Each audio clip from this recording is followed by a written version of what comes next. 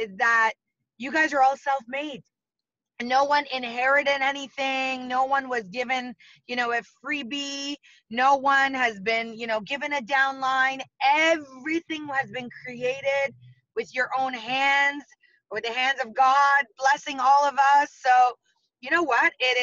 This is one thing I love about our company, that there's no monkey business. Everything is done in a beautiful way. And, when people say, Ifrah, how did you do it? You can clearly tell them the highs, the lows, the downs, the ups, the good, the bad. And Renee has definitely been through the rains, and he's someone that I respect enormously. He is someone who I admire for what he's been able to achieve. He has been an absolutely phenomenal student to this industry, and he deserves everything that he is blessed with today. Thank you so much, my dear Sanaz. What an honor and an amazing surprise to have you. Go ahead, Renee. Sorry, I cut you off. Oh, Renee's awesome. Yes. I would have actually been nice. I just wanted to again say my thanks and Chris. Of course, I know my blessings, because I think it's just again, just a blessing that I came across this company, and that 13 years ago, Sanaz was actually in the field initially, and thankfully, thank goodness, she actually turned corporate, because then I want to go back. Yeah, she became a trainer for so many of us. And so, if she was in the field, I'm not sure, but we definitely got much more of her time because she became corporate. And, it's a crazy journey when you think about 13 years for me here, and, what we've gone through together as friends and almost like family now, right? So again, just very, very blessed again to have you on the call. So thank you for being here. Well, I'm actually just driving, so I thought, you know what? I either listen to motivational things in the morning to, get myself going, and I'm going for one meeting, and I thought, you know what? Let me listen to my super millionaire and hear what he's got to say this morning. Thank you for being here then. Hope to impress and not to just, not to. You always do. So I'm going to mute. This is not about me. I'm just going to listen in. Okay, thank you, Ifrah. Thanks, Renee. Thank you. It's an honor to have you. So team, waxa way saa u jeedaan waxa inoo soo gashay horta Renee wuu nala joogaa wiilka maanta u yeeranay saa u jeedaan waxa inoo soo gashay Sanaz Human oo ah senior vice president gabadheena alaabteena soo saarto ninka company-ga iska leh ku xigto waxay tiri waxaan u sii socdaa xafiiski fariin aan ku duubay qol ay ku jiraan haweenka company-gan oo ajnabi badan ku jiraan iyo Soomaalideenaba ee soo maqasho codkayga soo waxay tiri anigana waxa rabaa inaan wax ka barto subxaanallah anigana wax ka bartaa rabaa marka aad iyo aad ugu hambalyeynaysaa dhammaan waxaan leedahay company-geena waxaan ku jeclahay ku leedahay ma aha qof intuu soo kacay habeen asagoo millionaires arkay qof kasta jid buu u soo maray jidku u soo maraa oo dheeraayo maanta nala wadaagaya marka taasna aad ugu hambalyeynaysaa soo dhawaada idin leenahay insha Allah. Okay, so whenever you're ready, Mr. Renee Liao, please feel free to hop on, and I will translate as we go along. Okay, well, again, thank you so much, Ifrah, and a very good morning, good afternoon, good evening to everyone who's on the call. Thanks for being here today. And, again, I have to give it back to Ifrah, you, because, again, as well as Steph, you guys are super amazing leaders. And, really, Ifrah was the one who approached me and said, Renee, with this new promotion that came out, the Momentum package, the legendary Momentum package, and I guess because she heard on different calls how with the last double IA promotion is how I went from him from 30,000 a month up to 100,000 a month. I guess it drove a lot of interest into, of course, Ifrah. She's always ears always open, mind always thinking, and she didn't want to ask me to share with her, how can we take advantage of this promotion. And it's a very, very smart thing that Ifrah did, because I hope that this training call does, help a lot of you guys, of course, reach new levels of income. And so, for those who maybe not have heard of what actually happened, so it was about 2015, I recall, 2016, and my income was always good, always solid. And what happened was, once we launched this thing called the double IA promotion, which back then, it basically doubled the amount of shopping credits the exact same way that this current legendary Momentum package works.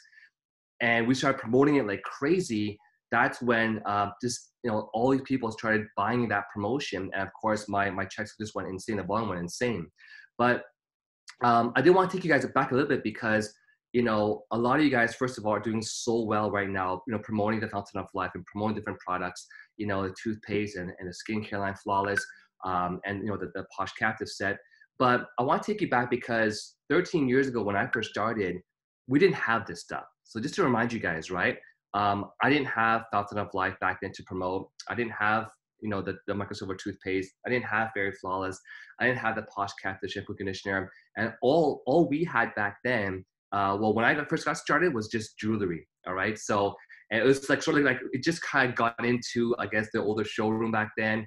And they had some sample timepieces on display. And that's what I saw 13 years ago.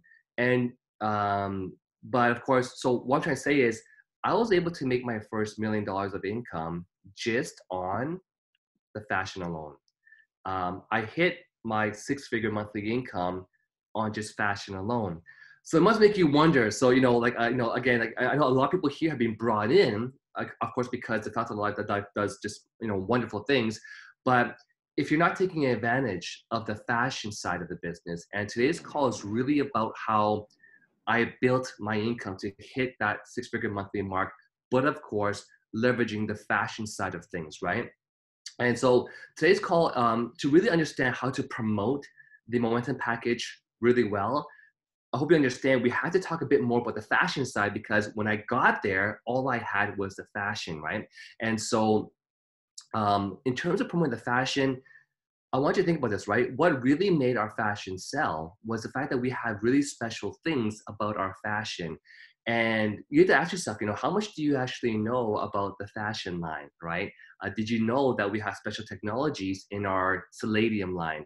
What is Plankston? You know, what makes our shoes unique? You know, where were they manufactured? You know, were they handmade? Were they machine made? And so all these things here actually are also nice things to learn about. And the second part I'm going to talk about later on today is how much fashion are you wearing, right? And so I actually had a really cool, oh, sorry, I forgot you to translate all this stuff. So Ifrah has hopefully an amazing memory, as I recall. So I'll just pause right now. Sorry, Ifrah. I was getting carried away. No problem at all. No, thank you so much. Okay, so waxa waaye wuxuu nagala hadlayaa Renelia saa idin sheegay intii gadaal ka soo gashay soo dhawaada maasha Allah. Wuxuu ku leeyahay aniga shakhsiyan 13 sano ka hor company-ga markaan soo galay waxay hayeen ma laha aanan ahayn fashion. Aanan ahayn.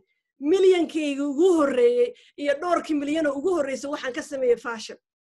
Fashion. Maanta marka waxa la wadaagayaa ayuu yiri sidaan ku sameeyay. waxa ugu horeysa ay tahay ina ogaataan uu ku leeyahay adiga shakhsiyan fashion-keena maxaa ka taqaanaa maxaa laga sameeyay maxay ooga duwan yihiin wax banaanada yaalo marka hore ina baratid waarad hadda alaabteena kala markayna sharxeena waa sheegnaa kaas uu fiican yahay kaas uu sameeyay waxasi fashion-ka waa in saas loo bartaa waxaad iibinaysi marka hore waa ina adiga barataa maxaa kale wuxuu ku leeyahay adiga shakhsiyan intee fashion xirata isweydii ma xirataa fashion faraantiga saacada boorsada kabaha ma xirataa sababtoo ah haddii adiga aadan xiran oo adiga aadan isticmaalin dan way adag tahay inaad banaanka ka iibiso waa aragta annaka alaabta markaan gadayno saan isticmaalay saan bay noqotay waxana laga sameeyay saan bay tahay soo maanta halka waxa in kugu soo fariistuu yiri inaa marka hore idin baro fashion oo maxaa tahay marka dhuuxa hadda markuu hadalka wado uu joojinayaa aniga aan bedelayo insha Allah.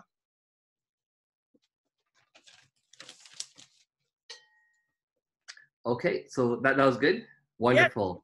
Yes. So in terms of the fashion side now, again, and the question I really want to start off with is, you know, how much fashion are you actually wearing? You know, are you wearing the pieces? And again, I had a training call with our Asian team, and it's amazing because I guess they realized all these aha moments because they realized how key it is to actually wear fashion. So for example, you know, let me ask a question, right? And do you guys all wear shoes, right? And so maybe I'll let you just sort of translate there quickly, Ifrah. Okay. So waxa ugu horeyso maanta nagala hadlayo waxa waaye adiga shakhsiyan iska bilow wax kasta ay ka bilaamaan adiga ma xirataa kabuhu company gado ma xirataa taas waa su'aasha fashion-ka uu gado adiga marka hore ma xirataa hadda wuxuu ka soo baxay call wuxuu train gareynay dadkiisa indhayartiisa uu afkooda ugu sharxaayay wuxuu yahay fashion-ka soo anaga waxaan nahay dadkii labaad uu kala hadlayo soo su'aasha ugu horeysa waxa waaye isweydii fashion intee qabtaa. Right, so do you wear a timepiece? Do you wear watches? And do you wear jewelry, earrings, necklaces, bracelets? For ladies, purses. Purses, yeah. Do you wear a purse, a handbag, a wallet? So can you ask those questions too, Ifrah? Okay. Of course, mask as well. Yes, thank you, Sinez. Yes. So hoos ku soo qora intee na xirato saacad, intee faraanti xirato, intee kaba xirato, intee boorso xirato. Hadda ayaantina markaan tago Toronto, inta qof oo boorsooyin qabta teamkeena waa yaabaysaa. So hoos ku soo qora. Khatar Jaamac says yes. Okay, so feel free to participate at the bottom. How much fashion are we wearing? And so the final question that we have to ask is the fashion you're currently wearing today helping you to promote your business? Or are you promoting some other brand? Ah. Wow. So wuxuu ku leeyahay su-aasha waxa waaye fashionka aad qabtid sidee u isticmaashaa inaad ganacsigaagii ku hormarisid, inaad ganacsigaagii dadka bartid sidee u isticmaashaa. Ha waa iska xiranaa keliya ma aha, sidee u isticmaashaa. Sidoo kale ma laga yaabaa inaad xiratid boorso ama kabo ka imaaday brand kale, company kale, ma laga yaabaa inaad xaysiinoosid because kaaga markaa qabtid adaa dhaqaalo ku sameynaya, adaa ku soo jiidanaya, mise kuwa kale xaysiinoosa isweydiiyu leeyahay su-aashaas. Because if you want to ask me, what is the easiest way to promote the fashion is to wear it. Can you please translate? Sida ugu fudud ku leeyahay, ugu fudud oo fashionkeena dadka lagu soo bandhigo, la jeclaysiiyo, promotion lagu sameeyo waxa waa inaad xiratid. Iska bilow marka hore inaad xiratid waaye. And ask yourselves, right, how many times have you maybe bought something nice fashion-wise and someone said to you, oh, I love your watch, I love your shoes, I love your bags, right? Ask yourselves, how many times has that happened? And how many opportunities could that have been missed that you could have been wearing your own fashion and turn that conversation into more income for yourself? waxa kale isweydiisaan oo ku leeyahay imisa jeer intaa wax soo iibsateen ama maraha noqoto ama boorso ama ka waxay doonto aad xirata ee dadku ku dhaheen wow waxaan ka helay faraantigaaga, waxaan ka helay saacadaada, waxaan ka helay boorsaada. Isweydii inta aan nooleed, inta jeer uu qof kaa jeclaaday waxaad qabtid. Now going, I think especially on this call, I just went through the participants. There's already 71 attendees. That's amazing. And of course, we have a business that's for males and for females, but I do notice, of course, that perhaps there's more females on this call. And I just want to say, you guys are actually really lucky because it's not really common so much for guys that I can wear a nice timepiece or something. I do get compliments every now and then, but I think for the lady, it's much more common to, express, like love for fashion. So, my friends will cut and they're like, hey, Renee, I love your shoes. Like, this doesn't happen that often, right? I might get a friend that says, oh, Renee, nice timepiece, but they won't say, Renee, I love your tungsten ring on your hand, right? But I think for ladies especially, it's like part of your nature to share excitement for things. And so it's such a massive opportunity for you to make more income by, again, wearing the fashion. And I want you to think about this. Every company, let's say you worked for, I'll use Apple because I'm like an Apple fan, right? I think the biggest seller for Apple is still their phones. However, the salespeople, if you're doing sales, you don't just promote the phone. You have to understand equally amount of knowledge in promoting their iPads, equally amount of knowledge in promoting their iMac, equal amount of knowledge promoting, their Apple Watch. And so, in business, you want to understand every aspect of the products that you carry in order to promote it. So the second thing I want to talk about is what is your knowledge you have so far, not just in perhaps the one product that you like or are using, but in all the products offered by the company. Okay, so wuxuu ku leeyahay qofka haddii uusan aqoonin fashionka uu qabo, fashionka kaliya ma aha quruxdayda fiiri, bilcadayda arag, maxaa ka sheegi kartaa, maxaa laga sameeyey, maxay uga duwan yihiin wixii quality. Tusaale wuxuu ku leeyahay Apple kulligeen meelaha iPhone la wareegnaa, okay? iPhone dad kasta wataan. So iPhone kaas wuxuu ku leeyahay dadka ka shaqeeya wax kastay kaaga sheegi karaan, way kala dhigi karaan wuxuu uga duwan yahay taleefanada kale. Adigi ma kala dhigi kartaa fashionkaagi maxaa laga sameeyey. Waxaas waay waxaan rabo inaan kala hadlo yiri maanta sababtay tahay saynu ognahay maxay dhahaan knowledge is power, right? Aqoonta waa quwada u baahan tahay. Right? So it comes back again down to two things: knowing how to talk about and explain the fashion, which is actually not even that important because it's a visual thing, right? You know, with Fountain of Life, you have to know a lot about it because it's something people are putting internally into their system. Whereas fashion, it's actually real simple to promote it. You just have to wear it. You just have to wear it because it's a visual item. wuxuu ku leeyahay ma ogtihiin alaabaha hadda aynu gadno aynu barannay oo noo fudud ma ogtahay waxaa ka fudud ku leeyahay fashionka sababta ay tahay waxa waaye alaabta kale keliya qofka intaa tusti kama helaayo wuxuu u baahan yahay information badan inaad siisid anaa isticmaalay sidani fashionka dadka badankood maxaa soo jiidanaya waa isha waaye indhaka guraadla waay bilaadanka baa la dhahaa so isha waaye ma ogtihiin inuu ku leeyahay fashionka inuu ka fudud yahay alaabaha kale aynu gadno. So going forward, we have to collectively agree and understand that if we are not wearing the fashion that we, if you wear shoes but not our wonderful shoes from our company, if you wear a timepiece that again is not from our company, that is opportunity missed. That is huge opportunity being missed. And so going forward, right, to really have success and to understand how to promote this new legendary Momentum package, we must first, as Sanaz always says, become a product of the product. Become a product of the product.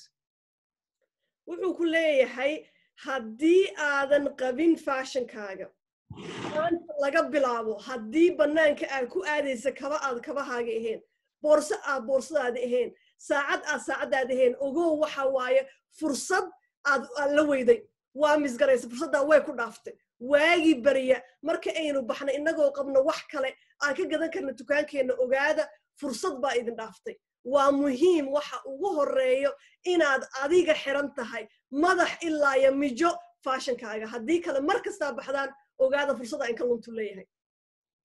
So again, I just want to keep drilling this point, right? Because to me, if you're going to spend, some money on jewelry or some money on a pair of shoes, why not wear shoes, again, from your own business that you become a walking billboard? I don't know if there's a translation for that, because in Chinese, I had the hardest time translating walking billboard into Chinese.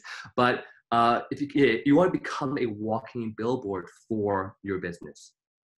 wuxuu ku leeyahay waxaan mar labaad iyo mar saddexaad iyo mar afraad ku celinaya muhiimadda ee leedahay inaad adiga xiran tahay waxaad iibisid ilaa iyo aad gaartay heer inaad noqotid sanab socda maad aragteen dukaamada markii la aadayo waxaad arkaysaa kuwa dharka gada iyo sanab dharkii loo xiray ilaa iyo aad noqotid sanab oo dukaankaagii socda ogow mar kasta fursadda in ka dhumayso kulligeen waa inaynu noqonnaa dukaankii oo socda.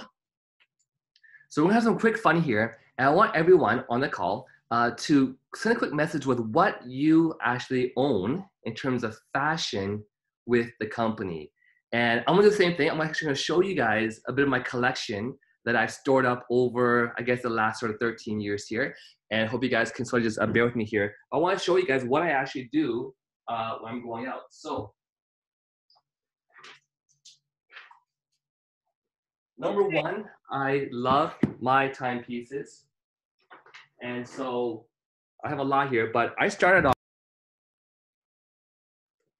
You're on mute, Renee.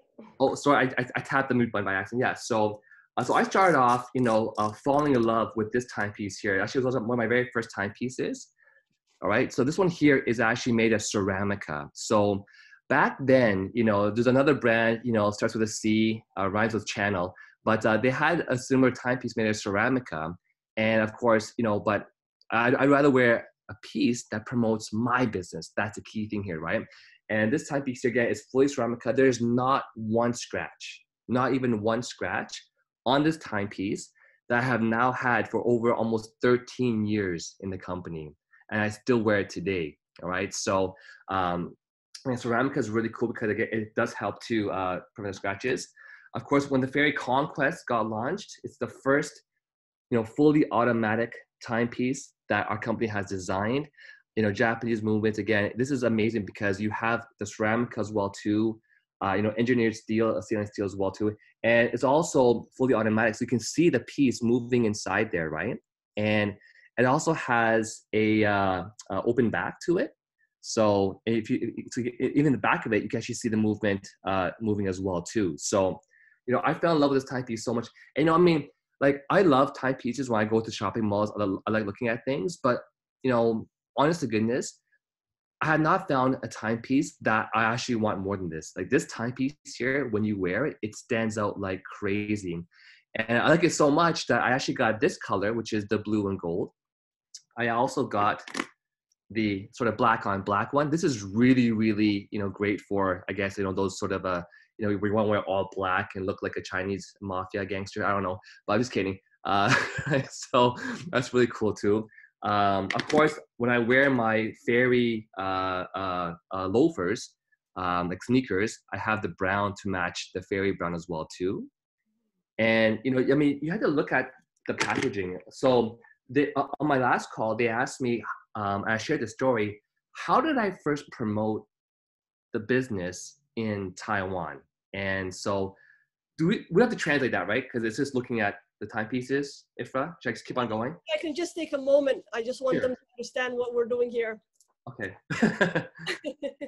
So wuxuu ku leeyahay hadda waxa aniga tusinaya sa u jeedaan aniga shakhsiyan alaabta aan gatay oo heerka uu gaaray ku gaaray asagoo 25 kun kaliya sameeyna 100 kun inuu soo xaray waxa waayo ku leeyahay waxa aan gatay waxay yihiin timepieces wax la dhaho wax oo original ah cid kale haysa aysan jirin waa kaas wuuna tusa saacadahaas uu ku leeyahay inta dad ay soo jiiteen oo company-ga soo galay ama wax iga iibsada xisaab ma loo ku leeyahay soo hoos waxa ku soo qortaan uu ku leeyahay iminsa waxaad haysataa hoos ku soo qora. So I see Stephanie says I have 3 pairs of heels, 2 loafers, 8 handbags and 2 wallets. So gabadhan Stephanie maxay haysataa 3 kabo 2 kabo oo dhulka yaala 3 oo xaragada ah 8 boorso iyo 2 wallet. So isweydii adiga gurigaaga imisa alaab aad gadid baa taalo taas ka bilow ku leeyahay waxa soo tusinayana waa wax asaga intaas u soo xareeyay waana waxa ku gadan karno promotion ka hadda socda insha Allah. Okay, so how I built Taiwan, and this is all exactly what happened, is I actually had a bunch of different products. And of course, all of our products come in beautiful packaging like this, right? So you can see here, this is actually one of the fairy boxes. Inside, I got this not too long ago. It's actually one of our Plankton rings. And we'll talk more about the products later. But again, the great thing about this ring here is it doesn't scratch. So, and on the inside, it's called Comfort Fit.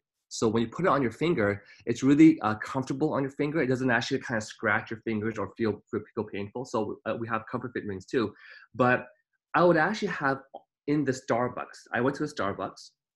I sat my butt down on a table. I still have this photo on my Facebook. I just put a bunch of products open on the table at a Starbucks. And what happened was people just started to look at what I was doing. And because I didn't speak English, Chinese back then, I just say, hi, how are you? And eventually I met someone who also spoke English and was curious about what I was doing. And we started chatting.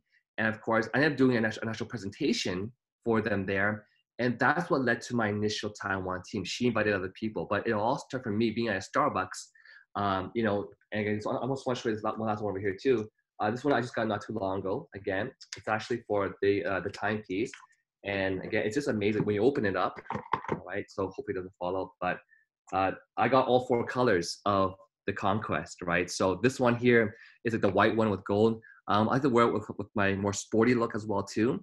But again, you know, that's what you do. I put it on display at the Starbucks, and that's what started my whole business in Asia.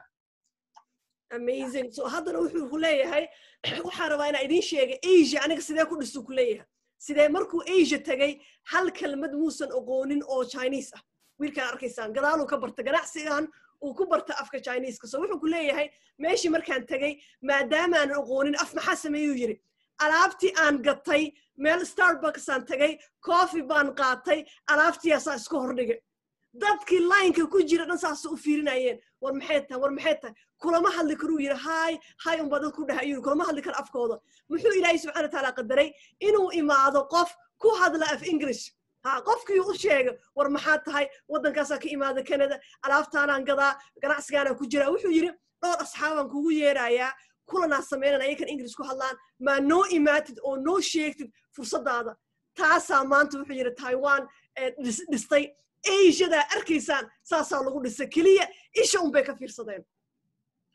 So Ifra and Renee, I'm so sorry. I'm going to be getting off. I just want to say one quick thing. I love, Renee, what you're doing about showing people the packaging. Because I think people don't understand that when you order our luxurious jewelry, whether it's the Fairy Collection or the Posh, they each come with their own brand of boxes and luxuriousness and even gift bags. And the second point I just wanted to quickly point out for Ifra to translate is that when you sell one bottle of Fountain of Life, your retail profit could be maybe $20 depending on which country you're in. Renee, I want you to talk a little bit about the retail profit and the value that you get when it comes to fashion, because I think people don't realize you actually make literally quadruple in fashion and even some of the items even more. So I'll give it back to you and Ifra, and I'm going to just say, I'm going to excuse myself in a little bit. Thank you. So I'll let Ifra translate quickly. Okay, so senior vice president and Sanaz waxay ku leedahay horta ayada mar dhaw naga dhacaysa because xafiiskii soo gaartay hadda ku soo jirtaa kaliya waxay u soo gashay inay nagu dhiirigeliso waxayna ay sameeyeen waxay ku leedahay waxa raba inaan ka hadashay ku tiri ninka markii uu gado fashionka inta uu ka sameeyo iyo markii aynu gadno Fountain of Life intaynu ka sameeyno saynu ognahay hal dalo Fountain of Life marka gadno maxaa sameeynaa $20 amal right qofka ugu badan $25 ama $30 haday ugu badato waxaan rabaa ku leeyahay inaad ka hadashid markaa gadi fashionka inta aad ka sameeyso oo dabcan wax badan ka badan. All right, so so to add what Tristan is saying, the retail profit margins are actually going to be a lot higher, and your typical earning per item is also going to be a lot higher as well too. So if you actually look at, I'm actually going to walk through this guys together. We're going to go through actually different categories of products that we have, and you'll understand how the margins actually work. But to Nessa's point, on the Asia call, when I was showing the timepiece, and it's actually sort of spreading now, a gentleman on the call actually fell in love with the timepiece, this one over here that I was just showing to you. And they actually asked how much was it. So he actually went to his website, and he actually found the pricing of the Fairy Conquest. And so what's really amazing though is this is how it becomes so powerful once you promote the fashion side properly. So, you know, this timepiece here is roughly about, let's say, $2,000 or so after taxes, okay, with taxes. And so what happened was the moment he saw that, he then, so number one, the retail price, that's like the member's price, about $2,000, but the retail price is about $3,000. So this timepiece itself has a gigantic retail profit margin. So imagine how many bottles you had to sell Fountain of Life to sell one timepiece that makes you about $900, and that's one timepiece, right? And so we're not trying to say here to take all your focus off FOL and just do fashion. We're saying do it together, do it simultaneously, because you might get that sale. But anyways, once he saw the timepiece and he saw the pricing on this timepiece, right away, he actually bought the legendary Momentum package. Because he realized, wow, if I spend $2,500, but I'm getting $5,000 wholesale pricing, which is equivalent to $7,000 retail pricing. So we actually sold the package just by showing that timepiece on a call. Can you translate that first, please? Wow, absolutely. So wuxuu ku leeyahay fashionka waxaan rabaa iyo horta inaan kala qaado sida dhaqaalaha looga sameeyo laakiin mid baan rabaa inaan marka hore idin sheego saacaduhuna tusinaya mid ka mid ah wuxuu ku leeyahay waxaan rabaa inaan idin sheego packagekan hadda cusub siduu qof ku gatay ninko maxaa dhacay saacadu iga jeclaaduu yiri waa u sheegay saacadu waa imisa waxa uu yiri waa 3,000 haye 3,000 haddii aan aniga company-ga ku jirana intee igu fadhinaysaa 2,000 haye maxaa kale helaya 2,000 waa ku gadanaysaa maxaa kale dhaqaalaha ka sameynaysa halka saacad uu gaday meeqa waa ma taqaanaa $900 oo Canadian isweydii haddaad $900 inaad samaysid meeqa dhalo waa inaad gadid saynu ognahay kontonka dhalo markii midkiiba 20 ku saaranta maxaa laga sameeyaa okay waa $1 konton dhalo adoo gaday hal saac adoo gaday aan dhaqaaleeda ku soo celinaysa so taasi waxa rabaayo inaan idin tusiyo faashanka idima dhahayo yir Fountain of Life Georgia kareemadii laakiin isku wada adinkoo ogsoon faashanka qiimaha iyo value uu leeyahay ninkaas wuxuu yiri markaas u sheegay wuxuu yiri waxa la ii qaata anoo gato momentum bagan midda ayaan tiriyay aniga gada 2500 aan la ii qaata because intaas soo saacada ah uu ku gadan karaa hal saac kaliya intuu ka bixin lahaa $3,000 okay. So you might be kind of curious, you know, how did I perhaps carry all these items with me? And so back then, we actually had, it's actually in my other room, but we had the amazing fairy bags. And back then, we only had like 1 or 2 bags. So I shoved everything into my fairy briefcase. Nowadays, you know, you have the duffel bag, you have all these bags, you have travel bags. So you would actually put all these items into your travel bag and go with it in different places, right? So whether it was a trade show or a coffee shop, I also have this over here too. It's like a little fairy jewelry case. Once you actually unclap it, all these layers open of the jewelry box. So I even had, you know, different rings here over the time. And so, you know, basically you just put these rings on display. You know, again, this tungsten ring here, it looks amazing. And it's not, you'll see the price, it's not even expensive whatsoever. Another, you know, ring here. So I have so many rings over time. You know, here are my cufflinks. And so for the ladies today on today's call, I did want to discuss quickly about what makes some of our products unique, because that's going to be really important. Yes. Okay. So waxa way su'aashaas leedahay inuu yiri marka maadaama uu meel Starbucks ku soo gado alaabtan sidee alaabta u qaad xagee ku ridaa ma ogtahay ku leeyahay ma ogtahay company-geena inuu gado briefcase aniga waxyaabaha hadda package-ka marka gato rabana gato waa insha Allah boorso alaabtaas oo dhan ku gureysid aysan jabeynin aysan kala lumeynin wala caada boxigu hadana tuso boxi waxa jira lagu talagalay farantiyaasha oo dhan waa soo dhigaysa farantiyaasha waxa ku jiro kuwa aan qaali ahayn la gadan karo $40 $50 laakiin dadka markay arkaan isha ay taabtaan bay dareemayaan so boxigaas wuxuu yiri ugu sameeyaa trade show meelaha dadka isugu tago uu tagi jiray uu dhigi jiray aragtidaas kaliya arkayaan ay ku soo jiidanayaan uu ku leeyahay hadda marka waxa rabaa inaan ka hadlo siiba haweenka dabcan rag iyo haweenba alaab weyn u gadnaa siiba haweenka waxa rabaa inaan ka hadlo fashion-keena iyo qiimaha uu leeyahay. So I just want to share with you guys what we showed yesterday. So this is at the Conquest Automatic. The retail price here, you can see, is $2,500. If you add taxes, it's probably going to be close to about, you know, 2,800 something. But again, we were showing them that, you know, as a partner, if you had the additional 10% Smart Buy discount, it's $1,577 plus taxes. It's actually less than $2,000. So when he saw the promotion, buy 2,500 but get 5,000, that's what basically sold that package on the spot as well, right? So I did want to though start and talk like sort of category by category, and maybe you can highlight this point, Ifram. Whatever it is that your budget can afford, we have the items you can promote. So we don't only have expensive stuff, we have really, really affordable but nice things too.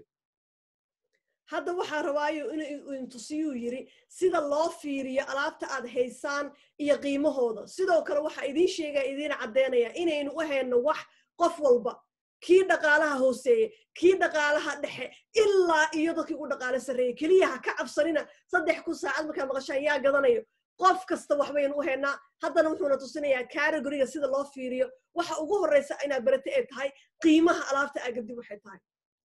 Okay, so let's just start really quickly at our accessories, and let's start at the sunglasses. Oops, I just lost it. Because sunglasses, again, especially being in Canada, it's always bright, always sunny. You always want to have, not just for looks, but also to protect your eyes, right? And so, of course, we have the fairy sunglasses, and these ones here, they're amazing because if you actually look on the inside, they'll actually say made in Italy. So our actual sunglasses, the fairy ones, they're actually made in Italy. And once I paid, so you can see here, we have timepieces that start from like $23. So that's this one over here, because you know you want to have stuff that on display that anyone can afford. So here are my my Posh sunglasses that again they look awesome and amazing, and you know for my cost $25, it's like my goodness, right? The funny thing is that these both have practically the exact same material, like acetate, you know, a 400 UV lens. The only difference is one's made in Italy and one's made in China. So the China one, but again, if you think about it, it's the exact same material. So think about this, right? The exact same material, but it's really the location of country where you're buying it from that makes, you know, wholesale price $26, $200. So you can see the big market, right? But again, we have both for you to go and promote. So you can see with the Posh sunglasses here. So everyone, at the very least, should have, in my opinion, a few Posh sunglasses to show off, right? You can see here now, as it gets to the fairy ones, it goes a bit higher. Now, in every single sunglass that you click on, I'm a bit of a slow intro. I think my kids are all online doing their Zoom classes right now, so maybe it's come on internet. But you can see here, so cheap sunglasses use plastic or steel, which some people have an issue with, right? We use what's called acetate, which is a much stronger material, but a much lighter material. You can see here, the lenses are UV 400. So most designer sunglasses like Gucci or Chanel, they don't even use that high level of a UV on the sunglasses. We use the absolute top quality, which is 400 UV. You can see here, acetate is hypoallergenic plastic. It's actually much better than plastic. And so, and that is the fairy one. And they all have a warranty of at least 1 year on all the different sunglasses. So I'll just pause there for you, Ifra. Thank you. Okay. So hadda wuxuuna tusinaya waxa waaye ookiyaalaha oo kale. Haddaa rabti inaad fiiriso ookiyaalaha. Saad ogtiin ookiyaalaheenna maxay ka samaysan yihiin? Midna waa Posh, midna waa fairy. Posh haddaa fiirisaan hadeertaan accountkiisa asaga waxay ugu joogtaa shakhsiyan tii banaanka ma waxay ugu joogtaa $20. dadka banaanka waxa laga yaabaa inay ku gadanayaan $40 camal waa la gadan karaa right oo wax la gadan karo so taasi waa taas tan kale oo ah fairyga ookiyaalaheena muxuu ka bilaabmaa $200 maxay ku kala duwan yihiin ma taqaanaa quality-ga waa isla halkii waxay ku kala duwan yihiin midna waxa lagu sameeyay China midna waxa lagu sameeyay Italy so Italy and China waxay ku kala duwan yihiin waxa waaye sayn ognahay China waxa ka soo baxo waxa materialka xoogaa ka raqiisan laakiin saas oo ay tahay marka aad fiirisid banaanada ookiyaalayaasha yaalla teena xataa raqiiska ah kuwa banaanada yaalla way ka fiican yihiin sababtoo ah waxyaabaha kamid ah waxa waaye waxa laga sameeyay oo qoraxda ka celinayo ee dhahaan UV 400 waa qoraxda waxa ka celinayo ookiyaalayaasha aan gadano malaha so waa waxay muhiim u tahay inaad taqaanin waxa aad gadid waxay meelaha kale uga fiican yihiin sidoo kale inaad og tahay labada budget qof kasta budgetkiisa iyo jeebkiisa inaad u haysid. Now that being said, you know, I'm not sure if in your community there's that stigma in terms of, you know, quality from China, but that's a thing of the past. The quality that China can make nowadays, a lot of major brands are actually manufacturing out of China because of the cost. Exact same quality, but the cost. So for example, 2XU, which is like a running brand, I mean, like one simple shirt like this goes for over $100, right? Guess where it's made? I was shocked. In China, right? Hugo Boss. If you look at their Boss line, like their Hugo line, not even the Laura, but the actual Hugo line, again, made in China. You go look at a lot of the different companies nowadays, like Burberry, for example, right? So if you ever have a client that has that kind of a stigma, you want to educate them that all the major brands now are actually manufacturing out of China because it's just more dollar for them, but the quality is still the same. Okay, so wuxuu ku leeyahay saynu ognahay markasta maxaa la dhahaa China waxa laga keeno waa qashin hebelow waxaan idin cadeynaya ku leeyahay maanta waxaan idin cadeynaya inaysan waxas ka jirin China hadda waxay gaareen ku leeyahay heer in allaale inta kombaniyasha waaweyn sida Hugo Boss oo la yaqaano oo waligood 100 sano soo jireen inay China ka sameystaan waxa kaliya u aadaan maxay tahay China waxay ku shaqeynayaan lacagta dadka sameeynaayo ka yar dadka halkan joogo so iyagii dadkii kombaniyasha iska lahaa waxa u yaraanayo kharashkii ka baxaya u yaraanaya maahine quality-ga waxa ay sameynayaan waa wax fiican oo la mid ah waxyaabaha wadamadan lagu sameeyo. So I'm going to show you again the sunglasses. This is the Posh sunglasses. Retails $37, right? So your cost is $26. All right, so that's a nice markup of about 30% there. But again, look at this: acetate and metal construction, UV 400 protection. So the same thing, right? 400 UV protection, acetate. But guess what? One is like $200 and one's like $23. So I want to show that. Okay, so mar labaad waxaan tusinayaa ku leeyahay ookiyaalaheena oo Poshka saa u jeedaan qofka banaanka jooga wuxuu ku gadanayaa muxuu soo qoray adiga shakhsiyan waxa gadanaysaa $23 laakiin qofka banaanka ku jiran wuxuu ku gadanayaa 40 u maleynaya. Can you go up a little bit? What was the price for the whole retail? Yes. 37. Yes, so 37 qofka banaanka joogo adiga $20 ku gadanaysaa. Okay? Halka maxaa ka sameysay $20 halkaas kaaga soo baxday. Haddaa fiiriso waxa laga sameeyay meesha hoose ku qoran tahay product detail. maxaa laga sameeyay acetate wax kuwa kale wuxuu yiri ookiyaalaha waxay isticmaalaan wax metal ah oo aad iyo aad cheap oo xun anaga laakiin waxa isticmaalnaa ku leeyahay acetate-ka metal fiican ah sidoo kale UV 400 wixii cirida ka celinayay way ku jiraan waxa laga sameeyay midkan $23 ah waa waxa laga sameeyay midka kale oo fairy ah. Okay, so quality-ga company-geena ama wixii raqiiska ha noqdaan ama kii kale mar walba quality fiican bay soo saaraan taas markiina og tahay waa adiga. So, I just want to show you guys, these are the Posh ones, right? And, the good ones, look at this, like it has that, you see that part there? It's to protect from snapping. So I just want to show you guys that the quality is, bar to none, and like it has that protection, that feature that you don't snap the actual side piece off. So I just want to show that as well too, yeah. Yes, so okiyaaluhu hayo waa midkan oo raqiiskeena ah. wuxuu ku leeyahay haddaa fiiriso ookiyaalaha intiina haysato waa haysataan haddaa fiirisid markaa saas dhexdid way saasay dhehaysaa way liliicanaysaa laakiin ma jabayso waxaas waa waxa laga ilaalinayaa yiri inay jabto ookiyaalasha kale saa haddaa u taabatid saa isla marka way jabaan so taasi waxay ku tusinaysaa again waxayn inay yihiin wax quality oo laga soo fakaray lagana soo shaqeeyay. Great. So the next part I want to talk about right now is going to be in the jewelry side. Which is the actual earrings, bracelets, rings, that kind of stuff too. So I'm just gonna go over here, go to jewelry, and I'll just start with, for example, rings, just as a basic example here. And again, in jewelry, you're going to have the Posh collection, and you're going to have, of course, the Fairy collection. So really quickly, let me first explain the Posh. So in Posh, you're going to have, again, the manufacturing place for Posh is going to be most likely China, all right? But even the Posh line, if you look at some of the Posh stuff here, these are all Fairy, but for example, this one here, you have two different collections in Posh. You have Posh by itself, and then you have the Posh Vibe collection.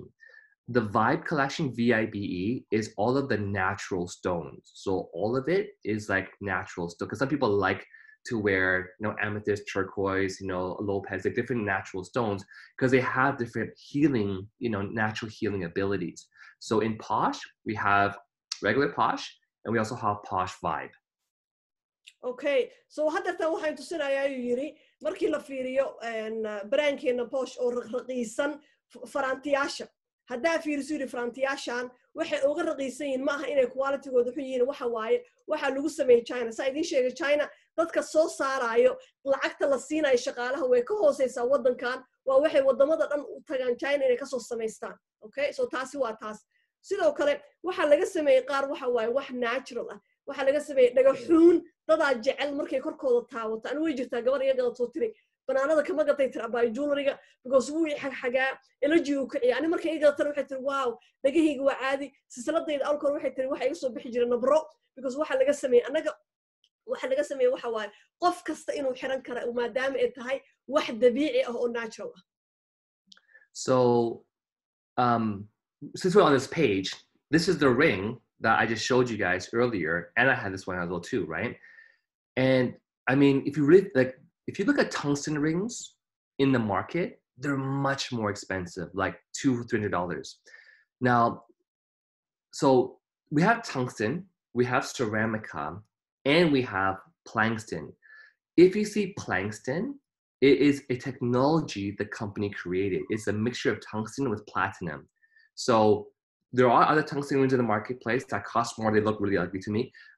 You have ceramica rings already in the market, but we have both, but we also have what's called Planxton. And that's why I like to wear Planxton, because it has that ring to it that no one else has it but us, Planxton. Okay, kuwan waxa way farantiyaashii waa farantiyaashii uu Asia dhan ku dhisay intuu iibiyay. Saa u jeedaan asaga waxa uu fadhidaa farantigii $63 qof banaan ku gadanayo waa $100. Farantiyaashan oo kale wuxuu yiri brandka laga sameeyay hadii la fiiriyo dadka kale waxay gadaan $200 ilaa $300 ay gadaan. Waana isku brand.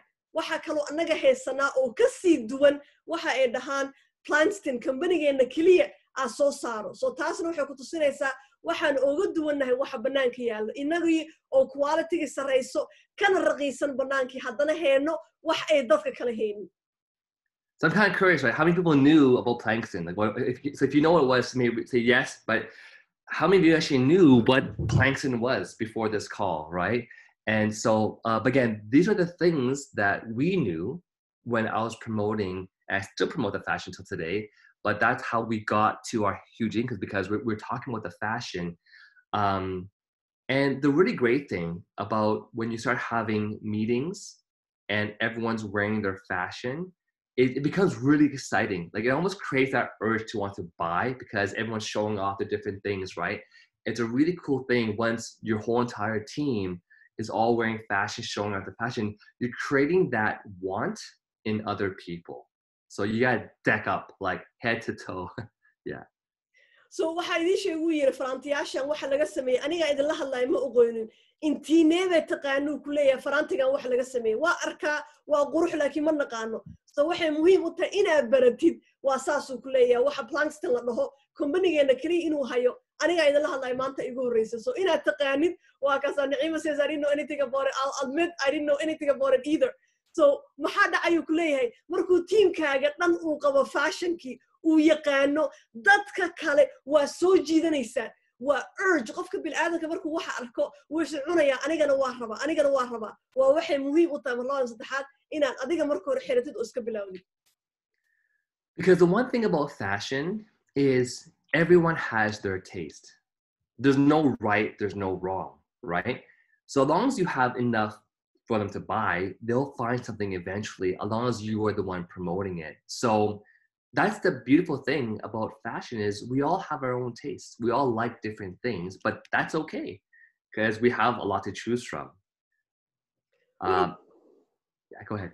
Thank you. Wuxuu ku fiican yahay ku leeyahay fashionka qof kasta dooq uu leeyahay. Innagana maxaynu haynaa qof kasta wuxuu jecel yahay sababtay tahay wax kala duwan oo badan baynu haysanaa. So qofna ma khaldana, qofna ma saxsana, waa ina adiga taqaana qofka wuxuu dooqiisa yahay. Ma u heli kartaa, ma u sheegi kartaa faa'iidada ugu jirto.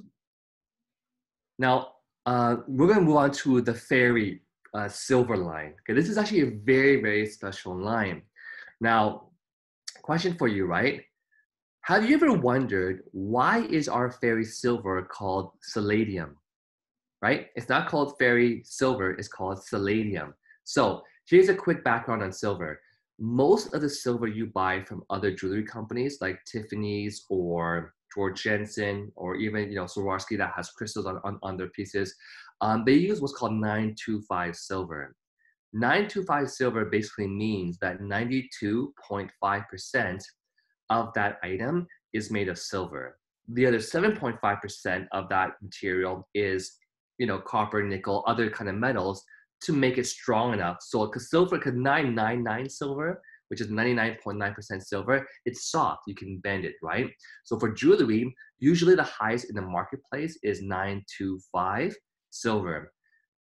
Now, beyond that, the last point before I keep carrying on here, for Ifra's sake, is that 925 silver, the other biggest issue, there's two of them. One is it can tarnish. I have a Tiffany's ring. I'll go grab it in a second. It's in my base. I got like a long time ago. it is just looking ugly right now. It's like brown, it's black, it turned color because it tarnishes, right? Because it can oxidize. And the second issue is some people are actually allergic, not to the silver in actuality, but they're allergic to the other 7.5% metals in the piece. So we'll just pause right there. Thank you. So wuxuu dhahay hadartan waxaan rabaa inaan ka hadlo fairy silver keena, okay? Muxuu yahay fairyga? Sidoo kale maxaa loogu wacay saa u jeedaan meesha hadda ay saaran tahay computerkiisa 950 Palladium. Palladium maxaa loogu wacay? Ma la dhaho 950 silver. Waxa loo dhahu yiri haddaa fiirisuu yiri dadka waxa gada silverka banaanada waxay gadaan uu yiri 925 waxay dhahaan 92 iyo bar silver ah. Inta kale waa waxyaabo kale. Anigaan idinla hadlaayuu yiri faraanti waxaa jirto aan ka gatay dukaan kale dabcan lacag badan ka bixiyay. Hadda wuxuu yiri basementigu yaala ma fiirin kartid. Kulli maxaa ku dhacay wuu bololay sida ma arkayno waxa markay miriraan oo kale wuu miriru kuleeyahay. Inaga keenana 13 sano haysta foundation na tusaaye ma miriraan waxaas waxa waaye waxa laga sameeyay boqolkiiba 95 waa silver. Waxa kale oo lagu darayna waxa ku jiro yiri farantiyaasha kale waxa idin sheegayay dad allergic ku ah jiro. Allergic anaga keena allergic kuma asabtay tahay boqolkiiba 95 markay silver tahay shanta kale waxa laga sameeyay wax aan allergic ahayn oo korki dhibaato u geenaynin. Now, in our collection, we don't use 9250. Can you guys see here what we use? We use 950. That means we use even more silver than other companies. So you're getting more bang for your buck. So we use 95% silver, okay? But once you raise the purity of silver, as I mentioned before, the issue is that it becomes softer and it becomes more prone to dropping stones perhaps. So the company actually has mixed silver with what's called palladium. See this on the screen, palladium? And it's a company's own creation, their own technology. So silver plus palladium gives you palladium. And the benefit of that though is now our silver, you can see here, is hypoallergenic and it will never turn color on you. It's very unlikely to turn to tarnish. And we even have special bags to put your pieces in if you're going to be putting it away for a long time in a very humid location. But again, that's what makes our silver unique. Now, I want you to think about this. If you saw this piece at Tiffany's or any high-end silver place, the retail price will never, ever be $80. It's, you know, if you walk into Tiffany's, and if you haven't before, go do it so you can get a better understanding. They're gonna charge like $300-400 for a simple silver piece with no stones, like no stones, right? And it's 925 silver that can turn and tarnish. Like this piece here, I think everyone should own because it showcases the fairy emblem, you know, and you have all this bling bling on it. So I'll cover the bling bling after. I'll let if I translate it. Thank you. So again, wuxuu yiri hadaan ku noqdo annaka collection keena waxa aynu hayno silver keena hadaa ku noqdo waxa idin sheegay in laga sameeyo boqolkiiba 95 silver. Maxaa boqolkiiba 100 looga dhigi waayo? Waxa looga dhigi waaye silverka boqolkiiba 100 marka ka dhigto maxaa dhacayo? Hadhooti waxay noqonaysaa wixii plastic, wax jiitamayo, wax jabayo. Maxaa marka la sameeyay boqolkiiba 95 asaga laga dhigay. Shanta kale oo percent maxaa laga sameeyay? Wax ay dhahaan palladium, wax ay dhahaan palladium. Company-geena waxaan ahayna ma sameeyo kuwa kale waxay ku daraan carbon iyo waxyaabo baas oo hadhooti ku haleynaya inuu bololo wixii inay bololaan waa waxa keenaya anaga marka ku sameeyno palladium markii la isku daro marka silver keena boqolkiiba 95 iyo palladium maxaa helnay palladiumna waa waxa kaliya uu company-geena haysto waxyaabuhu ninka company-geena hadal haystiisa maxaa waaye waxa hadii banaanka yaalaan marketka وإنا سميسايو كلية وحي وحكا في عن هديس أولين وحان أولين صوصار وركوا كاسا فرانتيغان وحو كلية وين وهيسنا كلية صوت إتها فيريا فرانتيغان أدي وحو كوكو فريا كونتر مركا كومباني كجرتين بنان كدادك جوغو $8 هدا تكتو كلية تيفاني وحا وعناقا كندا ميلها فرانتياشا وغفي عن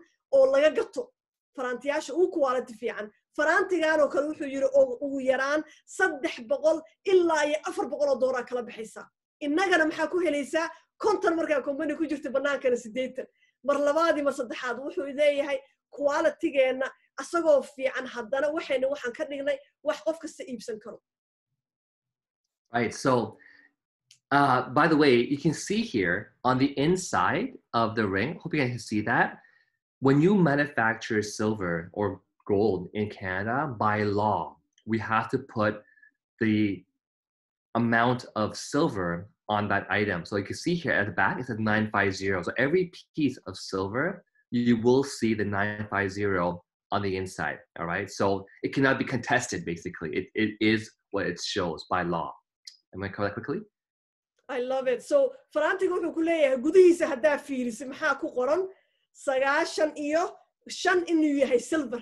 Ma ogtuu yiri Canada waxa waaye waxyaabaha ku ah khasab waxa laga sameeyay waa in lagu dul qoraa taas maxay ka dhigan tahay Canada way soo baareen wayna hubsadeen inay tahay waxan 95% silver. So wax su'aal ka iman kara male waa cadeen waxaynu gadnay inay tahay 95% silver. Now, I really want to talk about the stones on the ring, the stones here, because it's a lot of people don't really understand what happens in the marketplace.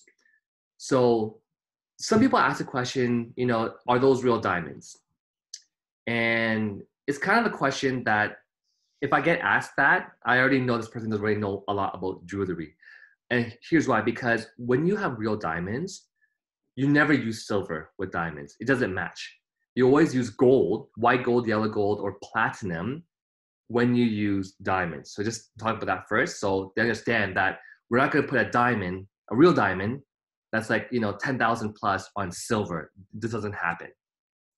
And faraantigu wuxuu yiri waxa rabaa inaan ka hadlo waxyaabaha daldalaalka oo ku heeraarsan dadka markay ay weydiiyaan oo dhahaan waxaas ma diamond ah wuxuu yiri waxa ay cadaatay inaysan wax badan ka aqoonin jewelry-ga sababta ay tahay ma ogtahay inuu ku leeyahay wax silver ah iyo wax diamond isma qaadaan so wuxuu yiri ma aha diamond, but of course because silver iyo diamond sideedaba isma qaadaan marka taas inaa ogtahay qofka markuu ku weydiina ogtahay inaysan ahayn diamond waxaasna waxa way silver iyo diamond isma qaadaan baa leedahay. Perfect. So now that we got that out of the way, that means we have to use either two choices. One is a man-made diamond called CZ or cubic zirconia, and there's different grades of cubic zirconia, or we can use like crystals, okay? So some people have this perception because of the brand Swarovski crystal, they think crystal is really expensive. In actuality, in terms of the pricing, the cost of a AAA cubic zirconia or the price of a crystal is very cheap.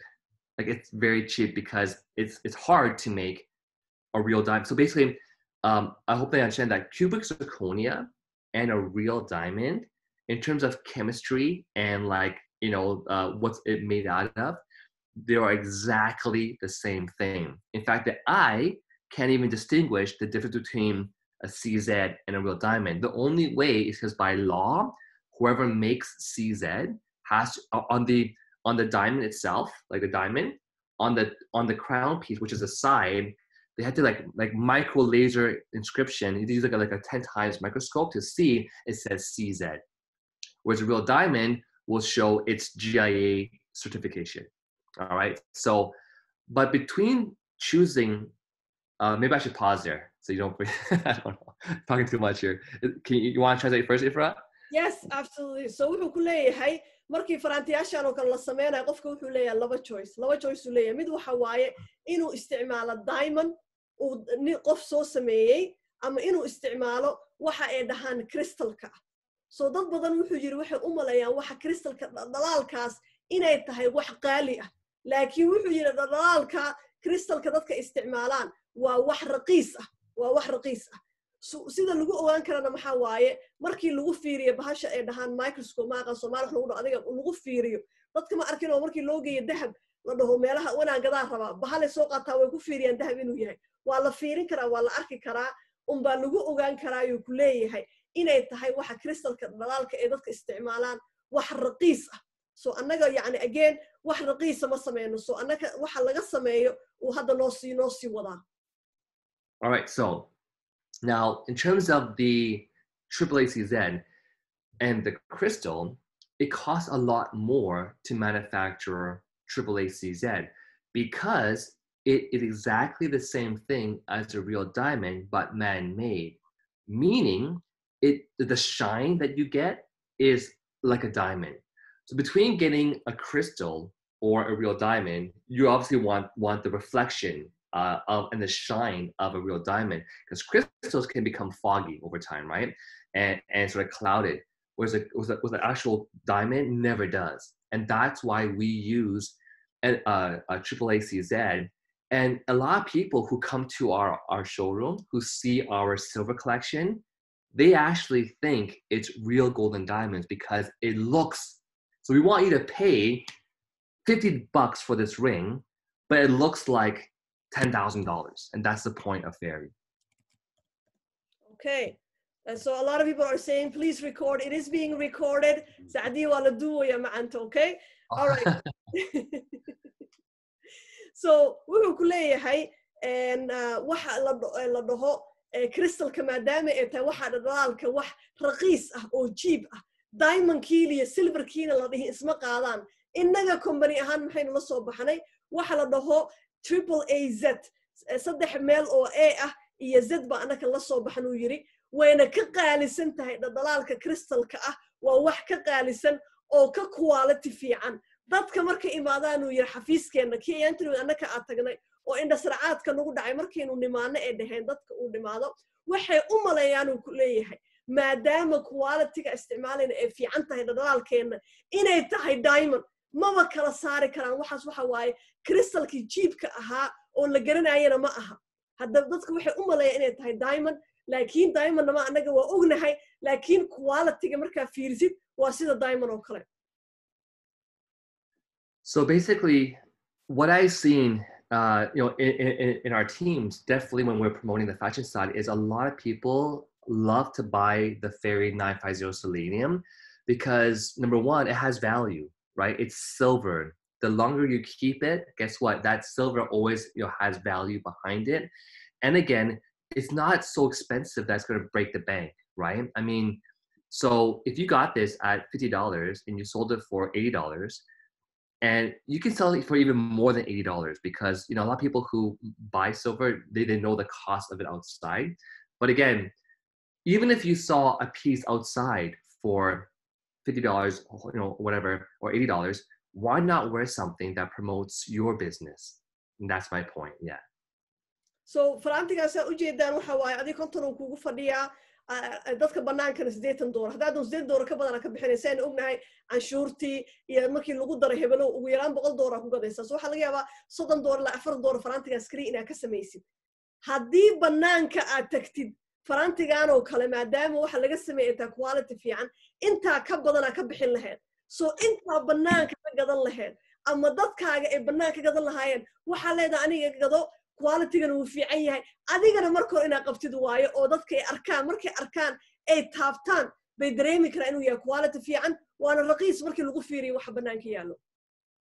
Now, if you see other colors on the stone, like blue here or yellow, could be green, could be purple, right?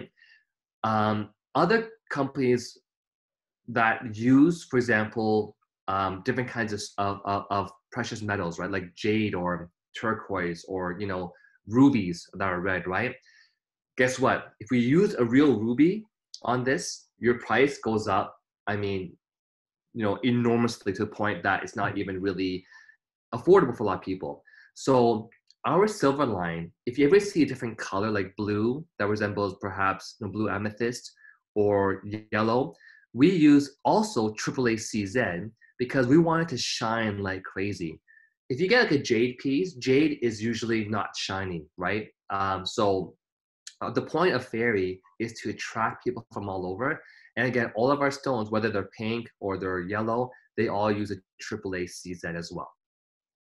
Okay, so farantiyaashan kale haddaa fiirisaan kuwa color leh hadda ani kaas yellowga midka purple kuwaas dhan waan haystaa faraantiyaashaas oo colorka leh haddii la fiiriyo haddii wuxuu yiri laga dhigi lahaayuu yiri waxay dhahaan ruby waxa oo ma arkin oo coloradaas lagu sameeyo waxay noqon lahayd wax qaali ah aynan gadi karin innagana waxaynu rabnaa maadaamuu yahay silver wixii tahay posh waxaan fairy tahay inay dadkii quruxdina ay helaan haddana ay tahay wax bangigooda jabinaynin ee iibsan kara inaynu sameyno so maxaa laga sameeyay ku leeyahay faraantiyaashaas colorada la iyagana double AZ waxaas waxay double AZ waa triple AZ waa wixii dalaalinayay oo quality-gana fiicnaysiinay haddana ka dhigay wixii inay tahay wax la gooyn karo.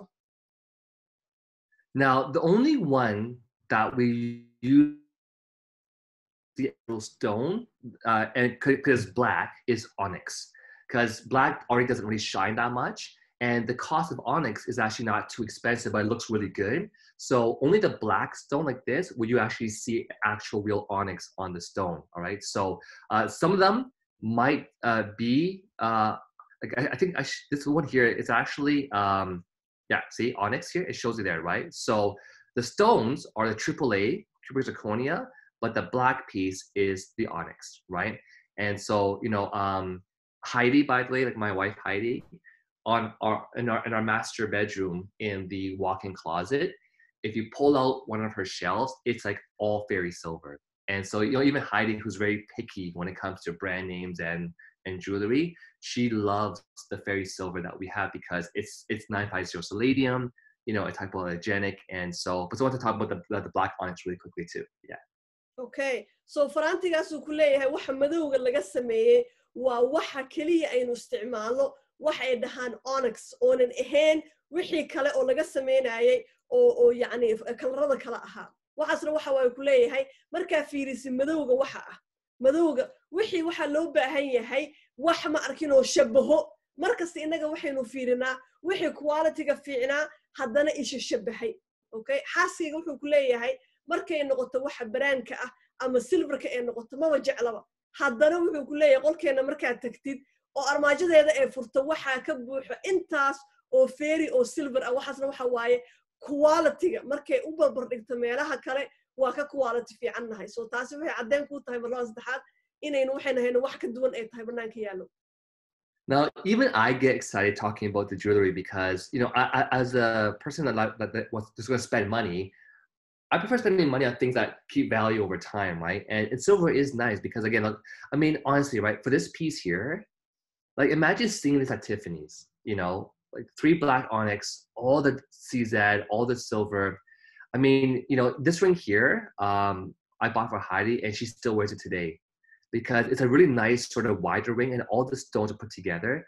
And honestly, for like your members pricing, if you had the discount, $110 for this kind of a ring, like, you know, you won't find this ring at Tiffany's for less than like $800, you know, and it's insane here.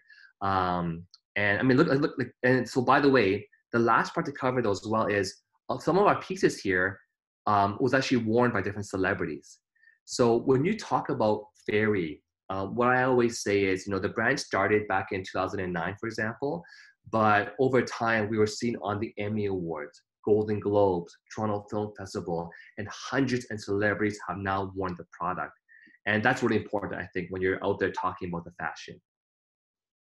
Okay. wuxuu kaloo ku leeyahay faraantiga hadda hordayta una tusinayo kale xaaskayga wuxuu yiri waa hore u gaday ilaa iyo maanta way xirataa juuq iyo jaaq ma uusan dhihin ku leeyahay taasina waxay ku tusinaysaa ku leeyahay waxa aynu gadno quality-gooda iyo si ay u fiican yihiin sidoo kale ma ogtihiin ku leeyahay ma ogtihiin alaabta aynu iibinay inay xirtaan dadka caanka ah waa muhiim inaad dadka u sheegi karto hadda aniga inta markaan Toronto aadaay meel coffee aan tagay boorsayda aniga watay iyo maaskayga isku eg gabadha way iga jeclaatay meeshii aan ku sii masaxa ku yiri ma ogtahay intaasoo dad caana xirtaan yaa waay dadkii website-ka u soo saar way wada aragtay ma hebela xirto marka inaad ku faantid oo taqaanid waay alaabtaada inay dadka caanka xirtaan dadkina aad tusin kartid.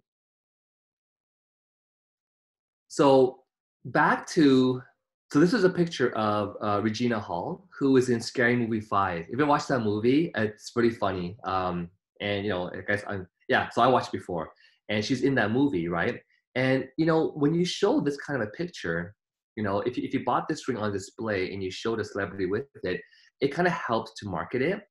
But when I was in Taiwan, I met someone who was basically an agent for different celebrities. And they need to always put jewelry on these celebrities. Long story short, after they saw our products, they wanted to have, she's actually really, really famous, Gao Huijun, and she's actually wearing, with her two sisters, actually all related, our jewelry, right? So, you know, I really do believe that our fashion, probably because FOL was so powerful, that it took some of the thunder away from the fashion. But I hope on today's call, you realize how much powerful it is. And you can make a lot of money with it if we all wear and promote it together.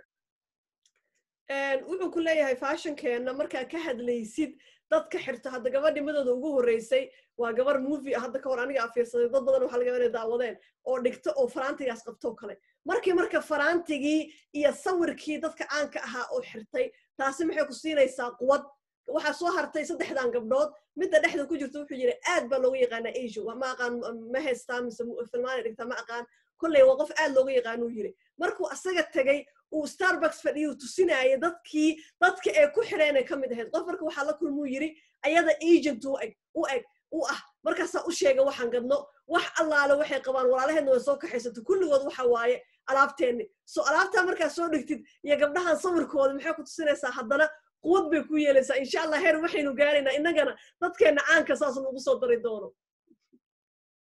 So here's a question for you, right? Where do you think this agent got these jewelries? The company didn't mail them because the company doesn't do that, right? Because I had so much stock of products, I actually lent them for the showing these products. Because as a leader, if I can get a celebrity to wear it, then number one, you have to understand, celebrities don't buy jewelry. They get endorsed, typically speaking, right?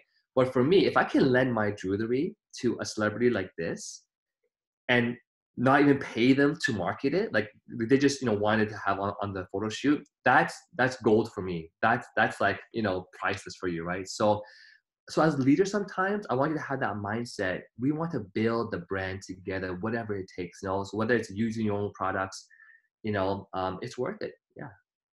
wuxuu ku leeyahay gabdhahan alaabta ay qabaan maxay idin la tahay inay heleen inay ka soo heleen waxay la tahay uu yiri intay website-ka galay inay ka iibsadeen no uu yiri dadka caanka ah website-yaasha ma gadaan alaabtan ma doonaan maxaa la sameeyaa iyaga alaabta lagu dul xayisiiyaa waxaasay qabaan oo dhan aniga gad uu yiri jeebkaygaan ka gaday muxuu ilaahay subxaanahu wa ta'aala qadaray markay iyaga xirteen intaasoo kumaan kun oo qof inay asaga ka iibsato so waa inaad saa u fakartaan uu ku leeyahay aada fiirin kaliya markaa waxa iga soo galaayo waa inaad kharash gelin kartaa ganacsigaaga sababta ay tahay waxa dibkaaga soo noqonaya ka badan markaas waxa dhigaysid so weligaa maskaxdaas heesuu yiri ka fakar wax weyn insha Allah. So we covered the Posh jewelry. Again, Posh is even like, if you look at the Posh collection line, it's like $15, $20. So I think if you ask me, you want to have a bit of everything. But of course, you know, some of the other pieces can start to add up, right? So if you ask me, everyone on this call, it's the best opportunity right now to take advantage of that momentum package, the legendary one, because you're going to spend $2,500, but get back 5,000 of credits. And that, again, don't forget, right, guys? Here's a secret with this, with jewelry. The $2,500, if you're in Canada, can become a tax deduction because this is for promoting your business. It is hard to justify $2,500 of FOL bottles as promo you're going to give away to people, right? Or a display bottle because you use empty bottles. It doesn't work. With fashion, it can. We'll just pause right there quickly. Okay, so waxaan rabaa yiri mar labaad mar saddexaad inaan idin sheego waxayna Poshka qiimaha ay leeyihiin saad aragtay $15 ilaa $20 ka bilaabanayaan inay tahay wax qof kasta uu xiran karo maxaa rabaa maanta inaan inkaga tago ku leeyahay promotion kan inoo soo baxay oo aad ogtihiin ani isla habeenkii saa markay ooga baxeen line ka iibsaday bismillaahi in horaan ka iibsado waxaas waxa waaye dadkii waxa kaaga soo horeeyay markay ku dhahayaan aniga waxa ka sameeyay waa inaad dhahdaa okay haddaa xataa fahansanaysa oo tahay iyagiya wax u tartay soo dabcan bisinka qabsaday horaan ka iibsado maanta aad iyo aad kula talnaaya wila caado wuxuu yiri dadka hadda Canada joogo sidoo kale dadka Mareykanka joogo marka cashuurta bixinaysid hadhowti waad ku daraysaa 2500 inaad kala baxday soo hadhowta adee wax kaaga soo noqonaya laba goorba 2500 aad bixinay 5,000 aad helaysaa 5,000 marka alaab ku gato oo sii gadid 3 jibaarkeed iyo 4 jibaarkeed ka sameynaysaa insha Allah soo wuxuu yiri taas waa runtii maanta waxa rabaan kaga tago promotion kan ka faa'iideysta inta aad ka sameynaysan ka badan inta aad gelinaysan. So now let's talk about, thank you, Ifra. Let's talk about the timepieces now. Again, so we had a massive sale, and I'm not surprised that a lot of our Posh timepieces were already bought out. But back then, it was just a few left. You know, these timepieces here are for about $100 or so, which is fantastic to having a timepiece. Again, if you're going to wear a timepiece anyways, why not wear one that promotes your business, right? However, we also have the fairy timepieces. You can see as well too. So overall, my suggestion, and if you want to do what I did when I first got started, was to have a nice enough collection so you can have your own mini collection, whether it's at home or you want to have like a home party and showcase some jewelry. And so, because, you know, not everyone is going to maybe want to buy FOL, who knows, right? So if you had like a home party and you had FOL bottles, of course, you had some toothpaste or whatever, you had some fashion, you know, the person has more, you have more opportunity of selling something. You might pique their interest. Maybe they are into fashion, right? And so I just really think it's important that if you can, get that package right now, the very legendary monthly package, because for $2,500, you get back 5,000 shopping credits, and you can start to create your own little collection like I have here, right? And so, and that's how I built it. That's how, because you have to become a product of the product. You have to wear it. So in so many of my meetings in Taiwan, once I got my first team going, what's really powerful is once the lockdown is over, or maybe even on camera, but back in Taiwan, we all went together for a meeting. So I brought my stuff, but guess what? My other partners would bring their products because we have different tastes, right? And then so we had like 5 or 6 partners that would go to like we have like a table at a coffee shop, and guess what's on the table? It's like bling all on the table at the coffee shop. And so if you ever want to do what's called attraction marketing, this would be it. Like so many people who are sitting at different tables, they keep looking at what you're doing, because here's a key point to mention, Ifra, we're still the only direct sales company in the planet that does the fashion like we do, that does fashion at all. And so when you have like meetings with fashion, it has that ring to it. It's different, you know, it's you know, it's nice at that point of view. So I just wanted to mention that, those few key points there too.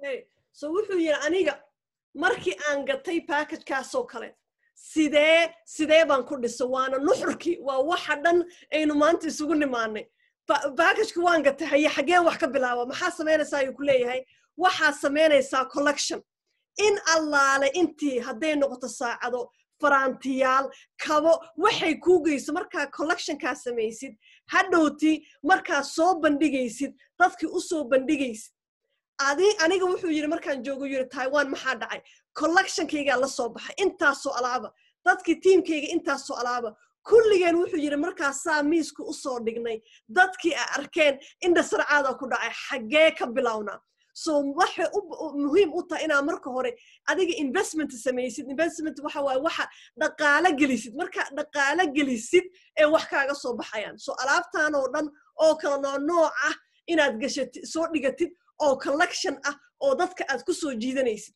so aniga taas waa yiri meesha aan ka bilaabay package-ku waa gadatay alaabtaas oo dhan soo aruuri dadkii u soo bandhig. So now, of course, with the pandemic, I highly recommend everyone to get one of our fairy masks, because you're going to wear a mask anyways. Why not wear a mask that promotes, guess what, your own business, right? So you can see here, I actually bought both kinds, and what you'll find is, I guess because I'm Asian, I don't really have like a big build, and I don't really have like a really huge face. Although I think I have a big head. Like my head is actually quite big for some reason. It's a big brain inside. I don't know, but this mask here, I guess, like if you look at it, what's really nice with this mask here is when you wear it, you see this point here where it's kind of like tipped here. It's much easier to talk because there's that pocket you're talking into. Whereas the other mask that we have, this one over here, it's great too, but it does tend to, I have an issue like when I laugh, like oftentimes you're sucking the mask into your actual face, right? So this one here, I find has a bit more room to speak without trying to limit the actual thing. But again, in the end though, why not wear a mask that promotes your own company, right? You wear it anyways, right? And so again, I like all the masks, but again, I find that this one here is probably gonna be a little bit easier to talk in because it's more shaped with the mouth to be opening. But of course, I have all these masks here too. And so, so with the Legendary, again, if you go to shopping credits here, so I'm gonna talk about this now. So again, there's many other products out there, but again, I think the ones that you can get a lot of it using this Legendary monthly package is going to be in the Posh and the Fairy jewelry collection, the rings as well too. You want to get maybe one decent timepiece, especially for ladies, get a handbag. And so you can see here it's 2,500, and as an LA in total, you get back 5,000 total shopping credits to appear. And again, 5,000 can get you a lot of great stuff, you know what I mean, to start your own collection. So this promotion here, again, if you wear the products and you promote the products and then you promote this package on top, that's what I did to just jump from 30K to 100K because everyone was talking about it. But if you're talking about this package, but you're not wearing any of the fashion, it's not going to work. Just being straight up honest, right? It's not going to work, right? So you have to wear and promote at the same time.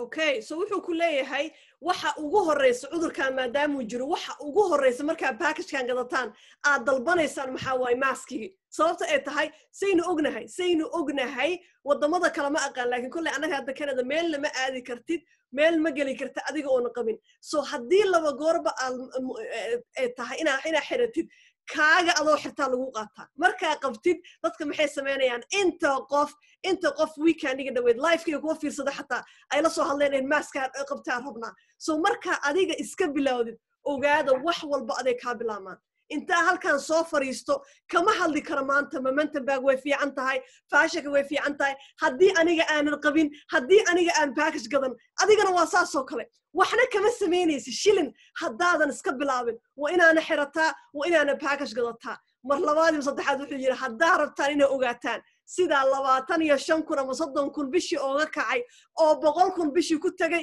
waa saas anaa iska bilaabay aniga xirtay aniga package gatay dadkii kala la wadaagay saas baan horumar ku gaaro ku leeyahay. So I'm going to answer a few questions I saw here, but also keep talking a bit more. Okay, Ifra. I want to share Nora's story. We got stuck at the borders going to St. Martin because the customs did not believe that there were not real diamonds, the 950 Palladium. And they were wearing watches with stones and, of course, rings with stones as well. So they thought that rings actually were white gold and diamonds instead of, again, that's why we use AAACZ. And Hassan asked, so for the rings, pretty much they're really unisex. If you think it can look good on you as a male, then wear it. We have ladies that buy our plankton rings and our tungsten rings, right? So they're really just unisex.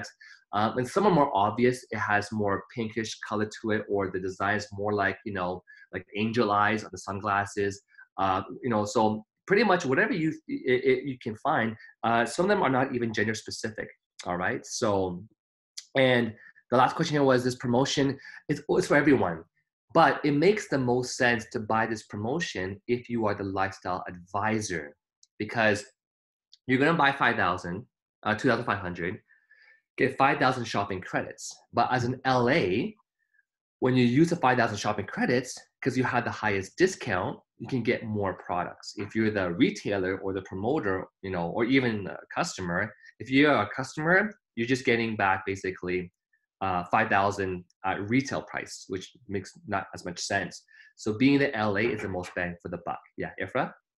Okay, so saddex wuxuu ka hadlay midka ugu hore waxa waaye Nora meesha ku soo qortay waxay tiri ayadii ninkeeda oo u socda St Martin wadan ay u socdeen dadkii waxay arkeen saacadaha ay qabeen markay arkeen saacadihii dhexdoodii si u dhalaalaysay halkaanay soo istaageen wa illaa waa diamond waa ka dhaadhacsiin weyne ku leedahay waxaas waxa waaye quality company-geena wuxuu soo saaro waxay u dhigantaa asagoo diamond haddana suu noo sheega diamond ma aha ha inta qof oo saasoo kale ayagoo travel garaynaya saacadoodii laga iibsaday ayagaa ku xaragoona waa laga iibsaday waxaa lima sugi karno ama dad diyaarad sugaya waa online kama dalban karaan gacantooda laga gata xisaab ma laha taasina waxay muhiim u tahay adiga marka hore inaa iska bilaawdo su-aashu soo qora walaalkeen xasan oo tiimkeena wuxuu dhahay farantiyaasha rag iyo dumar maa lagu talagalay yes farantiyaasha badankood rag iyo dumarba way xirtaan ugu dambeyn abaayo naciima su-aasha weydiisa waxa waaye promotionkan dadka aanan company-ga ku jirin ma u furan tahay yes laakiin waxa ugu fiicanaa samayn karti maxaa waaye adiga inaa iska bilaawdo sababtaa markaad tahay lifestyle advisor waxaa ku gadanaysaa 30% ilaa iyo 40% discount so adeeba ku sii faa'iido badan tahay yes dadka banaanka jooga way gadan karaan laakiin adeeba ku sii faa'iido badan tahay so iska bilow dadka kale marka la wadaag.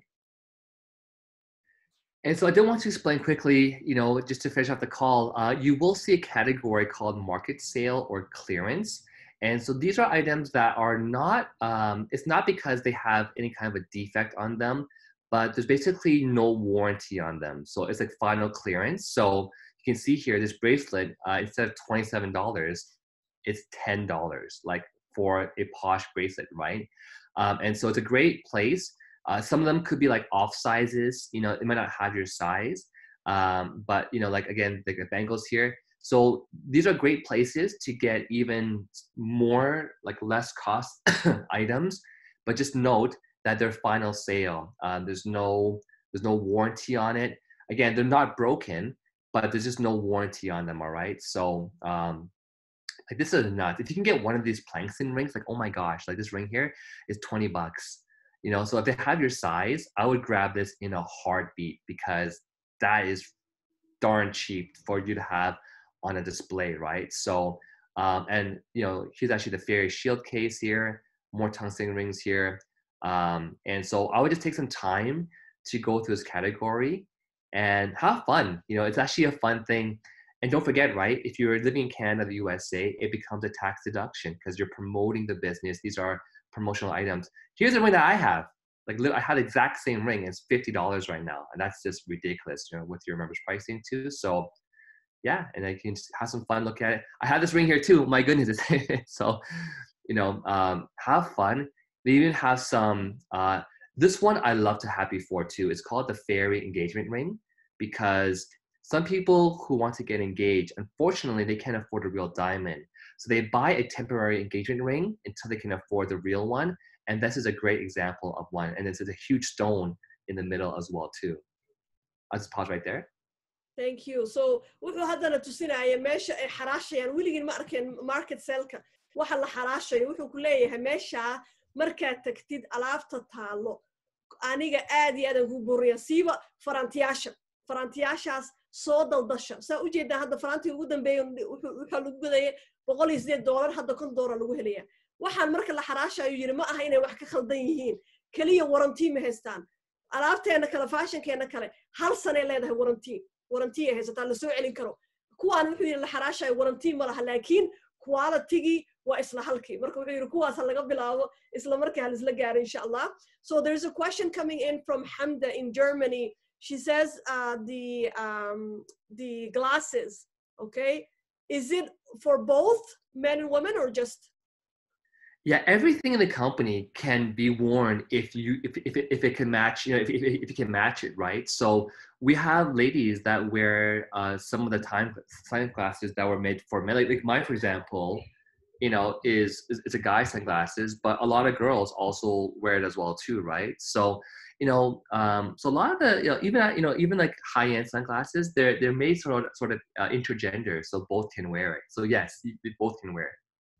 Okay, so حمد سؤاشيدا waxay ahayd muraayada rag iyo dumarba ma xiran karaan haa macantu wuxuu ku leeyahay horta company-geena fashion-ka dhan rag iyo dumarba way iska xirtaan uu yiri ana hadda wuxuu yiri ookiyaalahaas ragaa ku qoran laakiin aniga wuxuu yiri dumar badan aqaana oo xirto so qof kasta dooqiisa waaye so yes macantu ookiyaalaha qofka raba xiran karo rag iyo dumarba.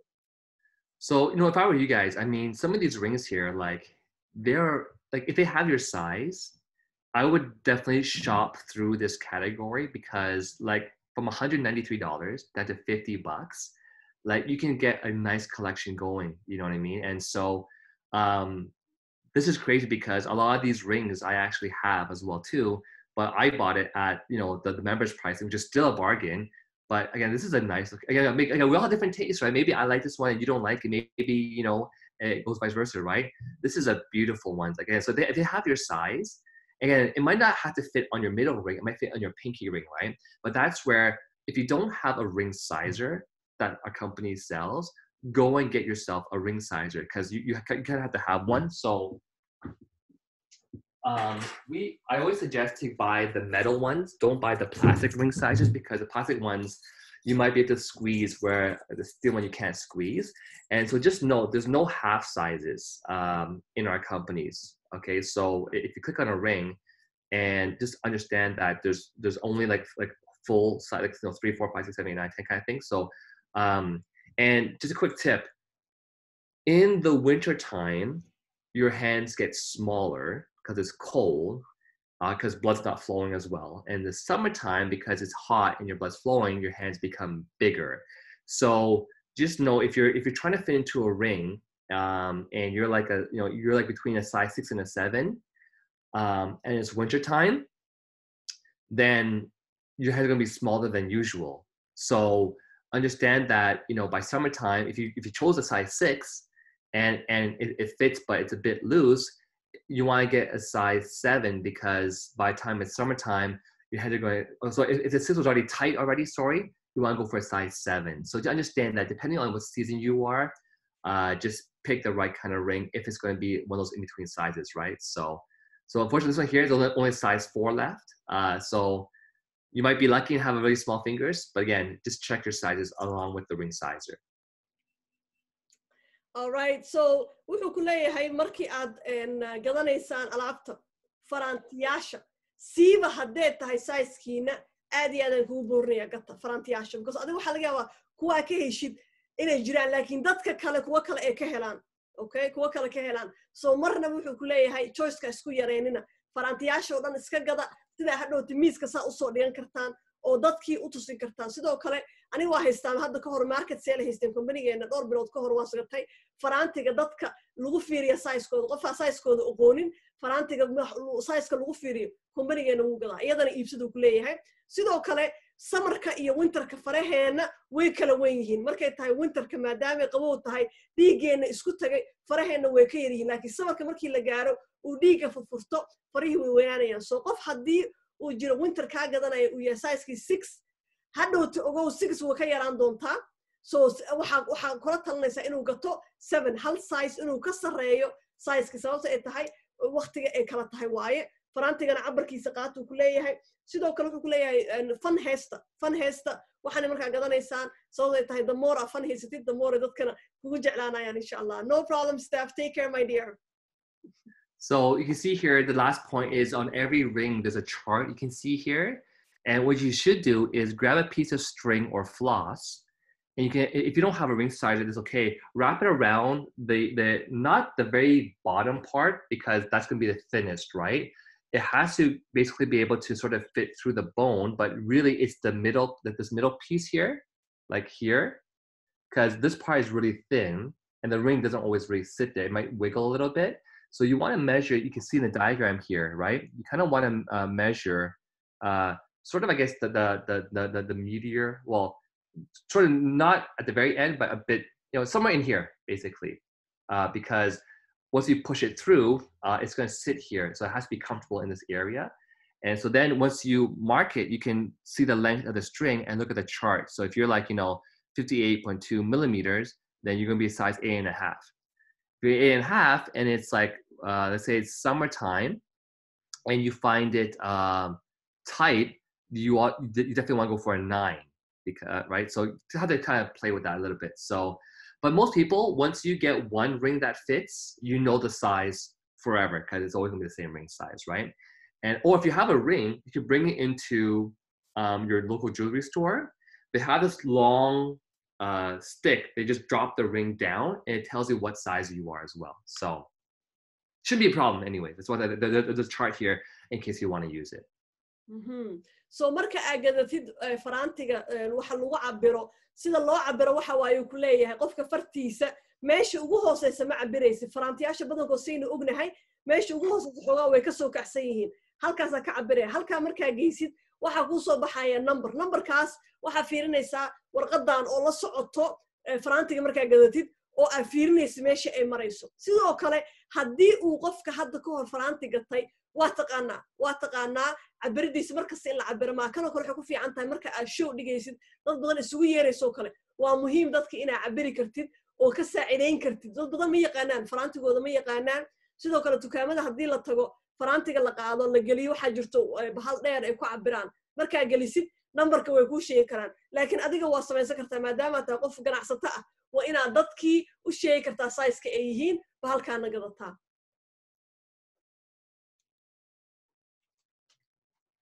So there are a bit of tips here to not enough room for your knuckle, because so some people might have a bigger knuckle. Then you want to make sure that you can get through that knuckle as well too. So take that into consideration. Don't think that you have the same size on both fingers. I am size 9s on both of my 4 fingers, but you might have a different size on both of your hands. And again, measure your finger at the end of the day where it's most likely to be the largest. So in the morning, your blood wasn't really flowing as much, so you're gonna have smaller hand sizes. So again, just take that into mind as well too.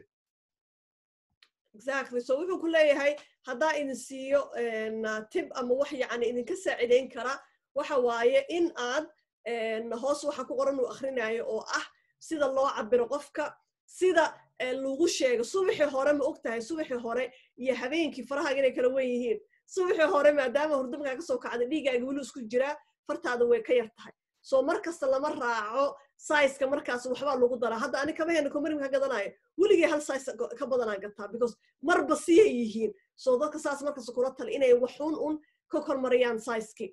So I see there's a really good question and I'm sure we covered it. I don't know Holden when you joined us, but please feel free to respond to that, Renee. Okay. I'm looking at the questions, but it's not in English. Is it in the chat box? It's in English. Holden Arab, she says, the rings is very expensive in our company. So if people ask me the ingredient or element contains the ring, can you tell me the ingredient of the ring? How should I explain the quality of the ring? Yeah, so we did cover that earlier on. But welcome to the call. So again, that's where, like with the posh stuff, it's very inexpensive. But again, perhaps you can watch the recording. But in short, our silver, we don't use 925 silver. We use 950 silver, which is a high purity silver. And it's also, it doesn't tarnish or turn color or get allergies. So we actually mix our silver with palladium. It's a very expensive material. And that's why it's called palladium. So it's higher purity silver. It's called palladium. It also does not turn color or tarnish, and it's also hypoallergenic as well too. So in actuality, our silver rings for the AAACs that you're getting on it is actually not expensive compared to others. So, you're always gonna find people though that want a bargain. And they're gonna say, oh, that's so expensive, to try to see if you can sell it for less, right? Don't undersell your products or undervalue it. You have to defend your company, right? Like if you go into any kind of a brand name store, whether it's Tiffany's or there's like a million jewelry stores out there, right?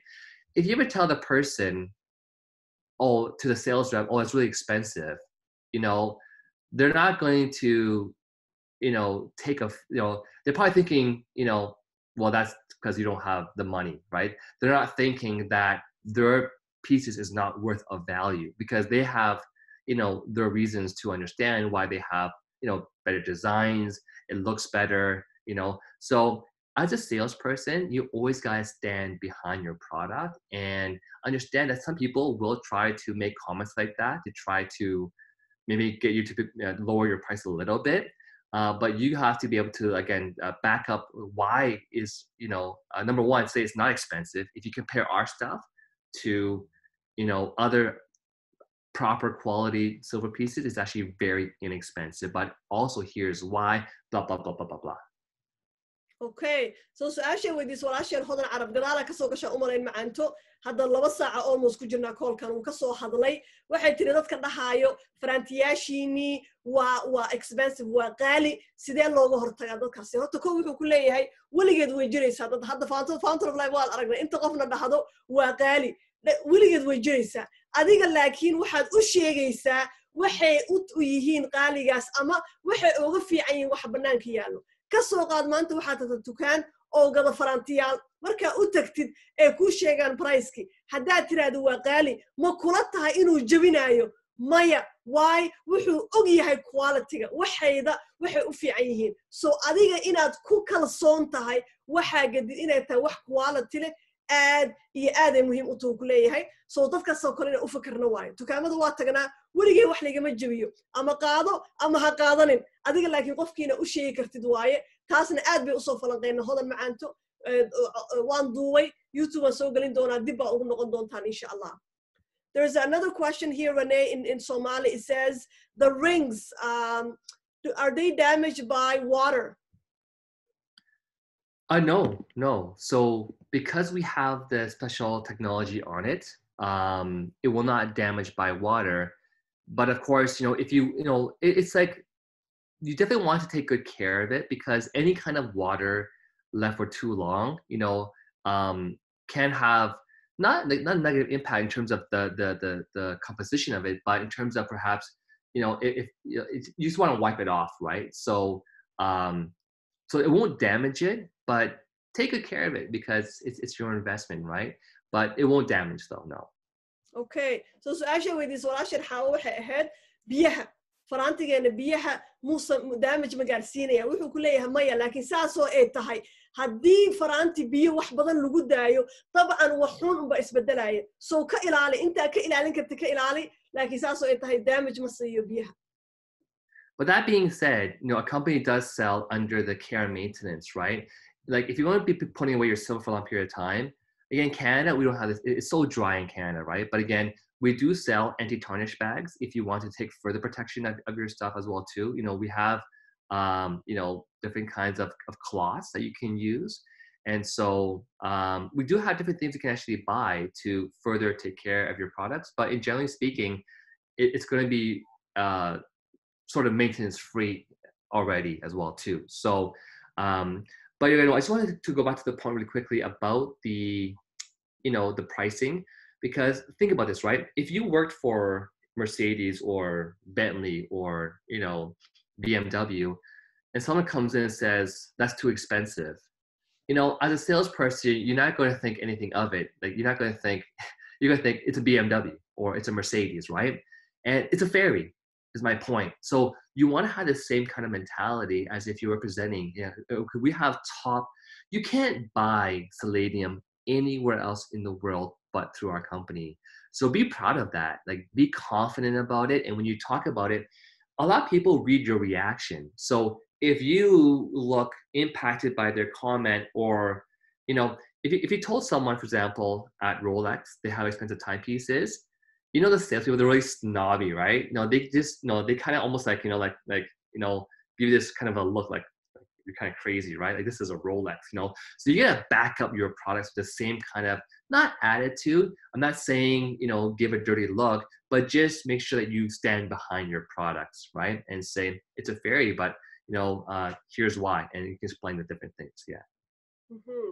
So hadda waxaa jirto waxyaabaha farantiyaasha jewelry-ga lagu rido oo ka ilaalinaya busta iyo waxasi meesha oo la xaraashay market sale-ku hadda jooga tagaysa halkaas baa ka gadanaysa saasoo ay tahay already wuxuu ku leeyahay alaabteena waxay u samaysan tahayba inaysan wax dhibaato yeelin ana hadda kuwayga boxigay ku imaadeen ku jiraan maalin kasta waa xirtaa juuq iyo jaaq weligood maysan dhihin 2 sano barka isticmaalay so taasi waa taas haddaan dib ugu noqdo su'aasha walaasheen hodan carab oo ahayd waxani waa qaali sidee looga hortagaa luguna jawaaba wuxuu ku leeyahay markii aad tagtid gaari hadda Mercedes soo gadanaysa waa aragteen gaariyaasha ugu qaalisan markii aad tagtid aad weydiiso qiimaha ee ku sheegaan haddii aad ku dhaxdid oo badan yahay wuxuu ku leeyahay maxay tahay waa Mercedes of course waa qaali adigana saas dhaxdid waa ferry dabcan waa qaali sababta ferry cid kale oo gadama laha sidoo kale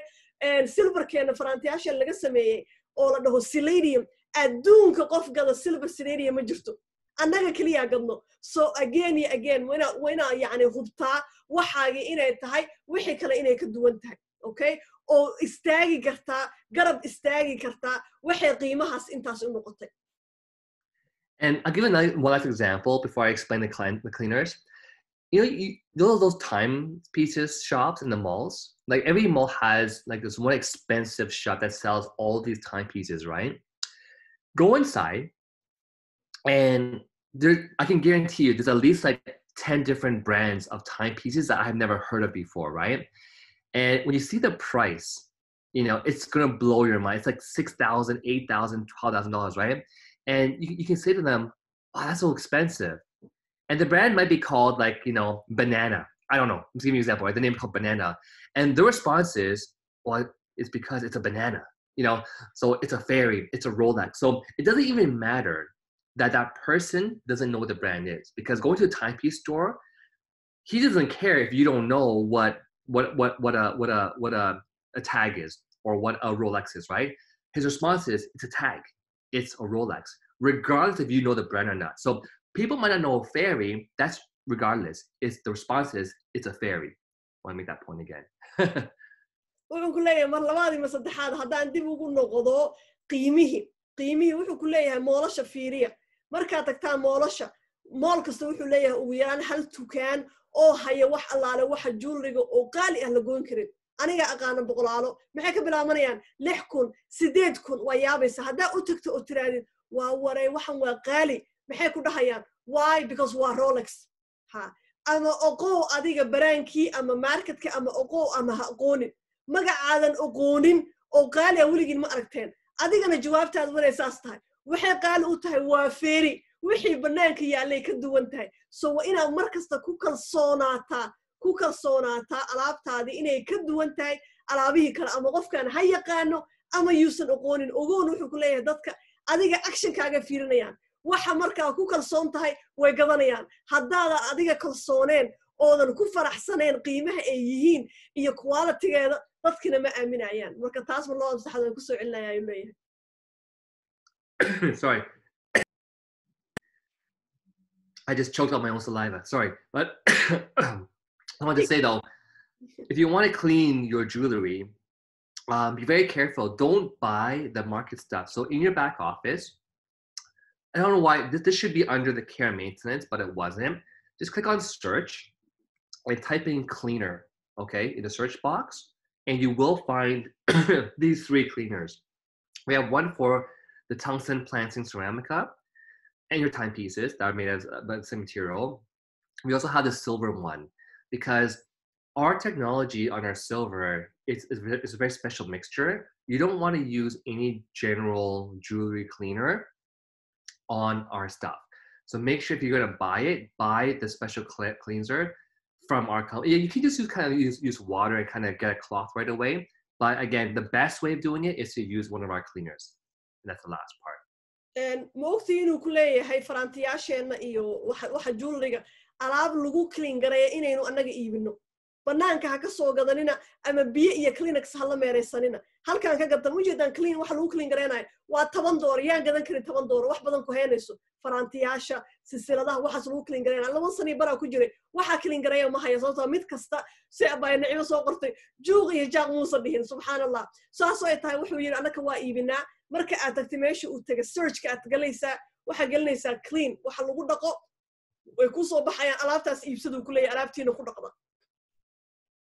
So, so today's training call was, again, to discuss how I got to such a high income so quickly.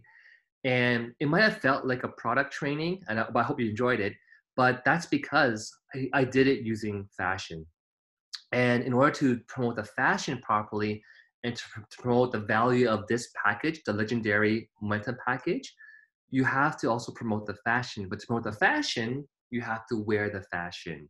So, and there's a lot of different really cool kind of, so I'll pause right there actually and continue after. And maanta wuxuu yiri waxa dhana isugu nimaan hadalku soo gabagabeynaya waxa dhana isugu nimaana waxay tahay aniga shakhsiyan sidee bay ku dhacda dhaqaalahayga inuu 3 jibaar iyo 4 jibaar aan soo geliyo oo milyaneyaashayda ugu horeeyay aan ka sameeyo fashion maxay tahay uu yiri ko aniga iska bilaabay alaabti anoo xirtay alaabti anoo bartay alaabti anoo gaday so taasi waxa waaye horta hore number 1 hadii aadan qabin maanta fashion-keena ogo waxa ka sameynaysa male waxa ugu horeeya waxa waaye package-kana gadatid wax allaale waxa fashion-ka inta qabti maahayna inta kalena aad collection samayso aruursatid. So that's where really what we did once you have the fashion and you're wearing the fashion is a few key sort of selling quotes that or sales pitch that you can use. So oftentimes if someone were to give me a compliment on my timepiece or my shoe or my rings, I say, well, thank you so much. Actually, I get paid to wear and promote this product. Would you be interested in learning how? That's it. So I'll just tell them, so you can sell it if you want to sell it like at a home show trade show, right? Or say, you can choose. Yeah, actually, thank you so much. I actually from my own shop, and you guys go and get your own. So I'll send you a link to my shop, right? Or you could use a line, which is, well, thank you so much. I actually guess what? I get paid to wear and promote this product.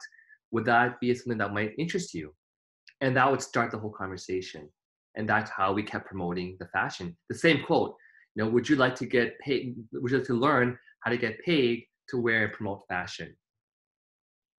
wuxuu yiri marka alaabti xiratid dadka ay ku dhahaan waaw waxaan ka helay farantigaaga waxaan ka helay saacadaada waxyaabaha lagu jawaabo oo dadkana lagu soo jiito maxaa waaye ko waxa leedahay mahadsanid waxaana qabo ma ogtahay waxa la igu siiyaa dhaqaale inaan xirto ma jeclaan lahayd inaad ogaatid adigana inaad ka xaragootid dhaqaalena ka samayso ma jeclaan lahayd waa waxa dadka lagu soo jiito inaga wuxuu yiri aynu ganacsigan ku bilawnay oo dadka ku soo jiidan jirnay.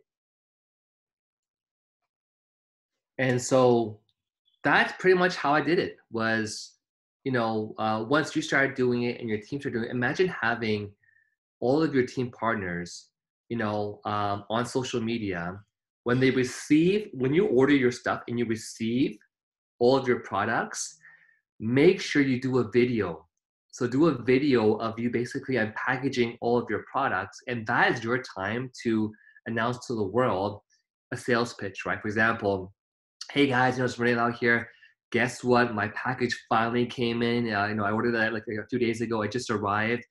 I am so pumped to show you guys what I got. This is a company that actually pays you to wear and promote these products. Let's take a look, guys. Timepieces, jewelry, silver, and keep hitting the point. Would you like to learn? Drop me a line. PM me if you want to learn how to get paid to wear and promote beautiful fashion like this. Have fun with it. And so imagine having your whole entire team doing that. Imagine the uproar it's going to cause and the amount of interest you're going to generate in your whole entire team. So wuxuu yiri markii aad gadataan package-kan oo alaabti soo gadaan waxaan aad iyo aad idinku boorreeyaa inaad videos ka duubtid adiga oo hal alaabta u soo furaayo hal sababtoo ay tahay taas maxay keenaysaa dadkii inay wixii ku soo imaadaan ku soo hirtaan haddii aadan tusinaynin yacni maantana aad ka hadlaysa company-geena alaab free u bixiyaa hebelo uu bixiyaa aadan tusinaynin oo adiga iska bilaabaynin way adag tahay now wuxuu yiri bal imagine istus teamkaaga oo dhan hadduu sameynayo maxay kula tahay dadkii oo dhan waxay ka hadlayaan adiga tiimka ma aragteen waxay alaab gateen waxay alaab haddana maxaad kugu soo gabagabaynaysaa ma jeclaan lahayd inaad ogaatid adigana saasoo kale fashion aad qabtid in dhaqaalo lagugu sameeyo oo aad ka samaysid ma jeclaan lahayd inaad ogaatid ma jeclaan lahayd inaad ogaatid ugu dambaysiinaysaa haddaa rabtid inaad ogaatid ila soo xiriira okay. Yeah, so all in all, I just want to again emphasize that the key point that we are not a one product company, and it's very dangerous if you're just only ever promoting one product, right? And any kind of business, you want to be marketing all your products. So, if you go into an Apple store, you're going to see all of their employees wearing an Apple Watch, holding an iPad, they have an iPhone. When the Apple glasses come out, they're wearing the Apple glass, because that's what you want to do, is to promote everything that your company actually sells, right? Because it's called upselling. A lot of places, when you go and buy your stuff, for example, let's say like a hoodie or like a sweater, if there's a matching pair of pants, guess what the sales agent will do? They're going to show you, well, here's a matching pants to go along with your matching, sweat top. And once you buy the pants, they say, well, you know what? We actually have this really cool shoes to match along with your pants. And here's a really cool wristband or a headband. I don't know. Every company upsells, right? So if you're not upselling, then it's just missed revenue. It's a missed opportunity. And so don't do that. And of course, get yourself the legendary Momentum package. And hope you enjoyed the training today. Amazing. So wuxuu yiri waxa hadalka ku soo gabagabeynaya inaad ogsoon tahay inaadan gadin hal wax inaad ogsoon tahay intaasoo wax oo qiimo kasta leh baynu gadnaa taasi waa number 1 alaabta aynu gadno haddana ka badankay waxaynu naqaanaa caafimaadka isqurxinta kuwaas maaha inaynu joojinayno laakiin inaad ogaatid intaasoo kale alaab ah oo fashion inaad gadid oo labadii is barbar wadidu ku leeyahay tusaale hadda insiyu ku leeyahay Apple waa arateen telephone ay soo saareen computer ay soo saareen kii dhagaha la soo gashanay maxay sameeyaan iyaga kulligood alaabtii oo dhan bay ku sheegayaan kee rabta waa kala doordooro inaga waynu saas nahay hal shay inaynu ku dhagin aad iyo aad looga fiican yahay waa haddaa rabtid inaad fursadda ilaahay gacanta kuu geliyay aad ka miro dhalisid sidoo kale marka aad gadatay waa aragtay dukaan weligaa ma tagtay ma gadatay ka soo qaad jaakad maxay ku leeyihiin waxaa haynaa surwaal jaakadaas ku baxo weligii ma aragteen hal shay aad u tagtay inaad gadatid intaasoo shay aad soo gadato waa inaad saas tahay qofka markuu silad gato siladan waxaan hayaa faraanti ku baxo kabahan waxaan hayaa boorso ku baxdo ani markaas soo gato waa aragteen boorso ayaa kabaha iska dawadaa waxaan rabaa dadka inaad tusiyo wax ku baxo inay jiraan soo adigana wana saas noqotaa waa inaadan ooga harin hal shay uu gato qofka ahabbi ku ahayn shaygaas oo tiraahdo kanna wuu ku baxaa kaasna wuu ku baxaa dabcan mar walba way qoran tahay adduunka markii la keenay sensi kastoo sameynayso way qoran tahay la yiri haddana dadka isaga sheeg inaa haysi intaas oo alaab inaa haysatid soo mar labaad saddexaad waxaan ku soo gabagabeynaa ku leeyahay package-kaas maanta laga bilaabo kulligiin gata sida dadkii kalena hadhowta ugu soo jiidataan. And just one last thing, I guess before I come off here is, the one key thing about fashion is that it's without borders, meaning that we can go into any border without worrying about getting in. Because with Fountain of Life, till today, there are some countries that we just cannot ship products into because every country has its own different rules when it comes to, health products, right? So the reason why I was able to earn so much income so quickly was because they launched a double IA promotion, so everyone can get double the amount of products, and because it was an international sale, like every country could buy the fashion without worrying, can we get through the customs or not? And that's why, if you guys, we're all from different countries here, it's the best time to promote this because fashion is global. Fashion is universal. Everyone likes fashion of some sort. So yeah, thank you, Ifra. You're very welcome. So waxa kale wuxuu yiri aan rabaa inaan hadal ku soo gabagabeeyo guwaabin idin noqoto ma ogtihiin inuu ku leeyahay fashion-ka waa wax adduunka dhan la geen karo saynu ognahay hadda wadamada Sweden oo kale maxaa la yiri Fountain of Life lama soo gelin karo right fashion-ka cid ku dhahaysa ma jirto so taasina waxay ku siinaysaa chance-gii boqol jibaarkeen meel kasta faraanti iyo boorso iyo saacad geen karta so taasina maxaa aniga ogolaatuu yiri aniga waxa aan si degdega intaasoo dhaqaale ugu sameey maxaa waayu yiri maadaama uu yahay fashion-kii waxaan lagu dhagaynin oo adduunka geyn karo waxay noqotay wax yacni meel kastaan oo ganacsan karo maxaa kale promotion-kan oo jiro haddaad rabtaa inaad ogaataan saa milyan ku dhaliyo ku leeyahay waa promotion-kan iyo fashion-kii oo ah meel kasta inaynu gaarsiin karo maantana fursaddu haysta asaga 10 sano ka hor ilaahay subxaanahu wa tacaala gacanta inoo geliyey su-aasha waxa waaye yaa ka faa'iidaysanayo so again promotion-ka package-kaas gata waana ogaan doontaan uu ku leeyahay intuu ilaahay inka siiyo. Yeah, so that's pretty much what I want to share today, and hopefully it helped to trigger a few more thoughts. But yeah, thanks for having me on the call, Ifra. You're most welcome, Renee. So wuxuu ku leeyahay intaas aniga ooga baxaya waxaana rajeynayaa in maskaxdiini aan maanta furfuray 2 saac oo halkaas soo fadhiisay tiisa ka badan ha waa nin milyaneer ah 2 ciyaal u haysta xaasu leeyahay haddana muxuu soo fadhiistay inuu nala wadaago sidee uu ku sameeyay milyanyaashiisa ugu horreeyay sidee uu ku sameeyay waa kan maanta uu noo soo dhigo su-aasha waxa waaye yaa ka faa'iidaysana ilaahay subxaana wa tacaala hay naga dhigo kuwii ka faa'iidaysta iyagoo ayaga ilaahay la tawakalay so hadda intaasuu nooga baxaya maadaama waqtigiisa yar yahay so I see here there's one more question. Okay, when is the promotion ending? Great question, Hawa. There is no deadline yet. So at any time, it can be pulled away, which is why personally, as soon as it was announced, the same night, the same minute, I bought my package. So definitely. So Asha Hawa had tiri kormu dhammaanaya promotion kan. Waqtina loo qabto ma laha. So ha laga faa'iidaysado sida ugu dhaqsaha badan because anytime ay ka saari karaan systemka. Okay. I don't see any more questions. I do have one person that have their hand up. I don't know if you have any time, Renee. I know your 2 hours is up. Yeah, I have a few more minutes. Okay, awesome. So Shamsa Hashi, so qabanaya Shamsa Hashi, so dhawo macanto. Wada dagsan yahay su'aashaada ku dhaqsabayo. Shamsa miyuda ku jirtaa macanto su'aal ma qabtay gacanta ku taagneed. Okay. Shamsa wili miyuda ku jirtaa ma. Assalaamu calaykum. Walay maqla hada. Fiican macanto ku soco. Waa idin salaamay adigii wiilkaba. Abba su'aashan qabaa waxay tahay hadda aniga qof cusub ahay oo haddeertaana alay amal digareeyay marka ma geli karaayo ma gadan karaa alaabtaas waa su'aashan qabo. Yes macanto yes. Useeb iyo kii hore joogo kulli waa loo sameeyaa fursadda anaga heysano adigana haysataa. Ha okay hay assalaamu calaykum. Alaikum salam wa rahmatullah. So Shamsa just wanted to know, she said, I'm a brand new partner. Can I still take advantage of the promotion? Of course, the answer is absolutely yes. Okay. Khatra soda wa ma'anto.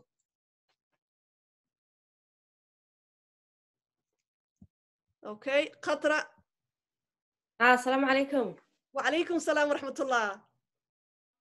Labadii adiga wiilkaba waa salaamaya. meel dhexda baan ka soo galay maxay ahayd maanta programkana ka hadlayseen marka baajidka magaciisa aan doonayay inaad ii sheegto aad anigu qolada ayaan doonayay in ka daba boodin ma sha Allah waxa way maanta waxa la dhahaa legendary new momentum pack marka aad tagtid can you show again Renee where the package they can get the package from please? Absolutely. So going to go back to my window here and share my so once you share screen here, yeah, so like once you log in to your website under shopping, just click on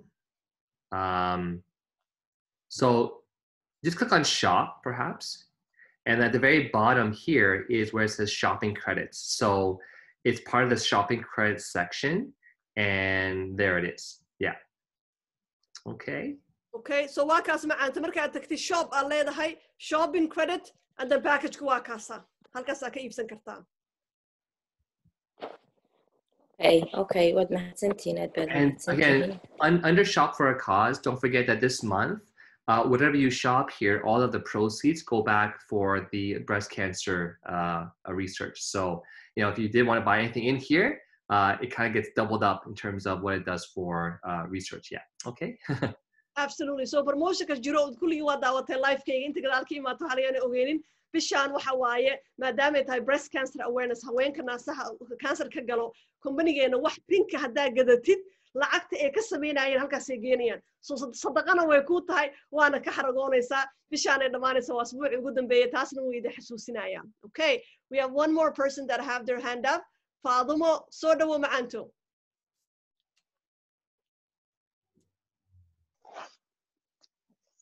السلام عليكم وعليكم السلام ورحمة الله هاي gabar oo waxa way Faadumo la joogtay waxa rabaa ii sheeg meeshan shopping ka magace lagu galaayo waxa rabaa inaan arko shopping-yaasha alaabta rabaa inaan dalbado company-ga ma ku jirtaa macaanto may ma ku jiro Faadumo ku jirto Faadumo walaalanahan ما شاء الله سو ayada rabta inaad ka iibsatid ha website keeda galaysa macaanto opulence.com/username keeda shop ba tagi fashion-ki dhan halkaas kaaga soo baxaayo okay ma sha Allah haya ba ma santahay okay adiga mudan that was actually a prospect Faadumo invited her to her house she just wanted to know how can she shop on her website right now to order some fashion pieces hey. So don't forget, yeah, you know, again, this promotion, we don't know when it's going to end. It could just end suddenly tomorrow. So make sure you take advantage of the promotion. I think once the company sells enough of these packages, they might have to cut it off because, again, it's a huge non-profit for the company, right, to sell things at half the price. You're basically buying it at half the price. You can buy double the amount. So, yeah, make sure you get your package as soon as you can. Absolutely. So promotion ogaada company-ga anytime ay ka qaadanayaan anytime so that ay ka lacag kama sameynayaan inaga noo daneynayaan so ha laga faa'iideysto ku leeyahay so we have one more person Fawziya Mohammed soo dhawo macaanto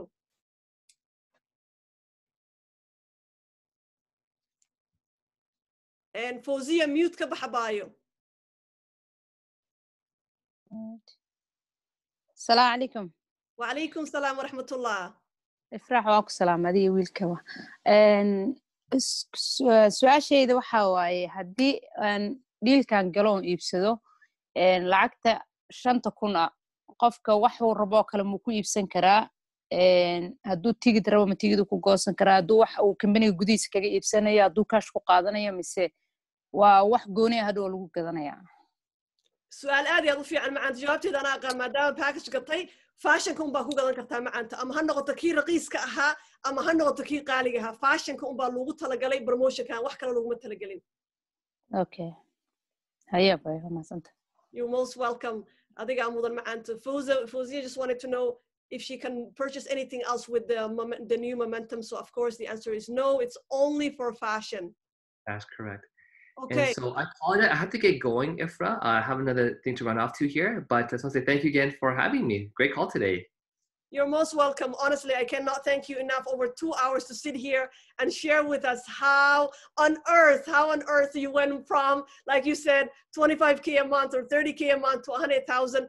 I don't know anyone else in the world that would do that to share with us how they generated their wealth. So I want to thank you so much from the bottom of my heart for taking the time to share with us. It just goes to show you how generous you are with your knowledge and everything. So thank you and have an amazing rest of the day. Okay, thank you, Ifra. Great job again. I think again, it's your leadership that has these calls happening. And I just want to say thank you so much for putting together this call and for always inviting me every now and then. So thanks so much. Okay. You're most welcome. Bye everyone. Take care. Okay. So right now I'm going to stay back for a few people because I have some of my team members have their hand up. The rest of you that have joined us, I hope that you have benefited. There was a lot of question about was this recorded? How can I get access to it? Absolutely. I actually have a marketing team. I'll be sending them the Zoom link today. They will upload it on my YouTube channel and I will share it for sure. Okay. Thank you everybody for joining us. Maria, my sister, welcome. Thank you so much for coming down. I saw my sister Drew earlier as well. Thank you, my sister. It was so nice chilling with you ladies yesterday. And here we are making things happen. Everything we talked about, let's get to it. Let's continue. Thank you again to everybody who joined us. I'm just going to stay back for my business partners. Have an amazing day. Let's get to it. I opened the lines up because I really, from the bottom of my heart, I want every single one of us to win big. And what a way to do that with this promotion, right? As they say, the way you end the year is how you start the next year. So I want us to end the year crushing it so that we can crush 2021 Thank you, my sisters and my brothers, all of you who tune in. I saw my sister Yulia and my brother Ronan earlier. I don't know, Ronan, if you'd like to say a few words, I would love to unmute you because I know you are also going hard on this and you understand the value. So feel free if you put your hand up. I can't see Ronan, but I saw my sister Yulia earlier.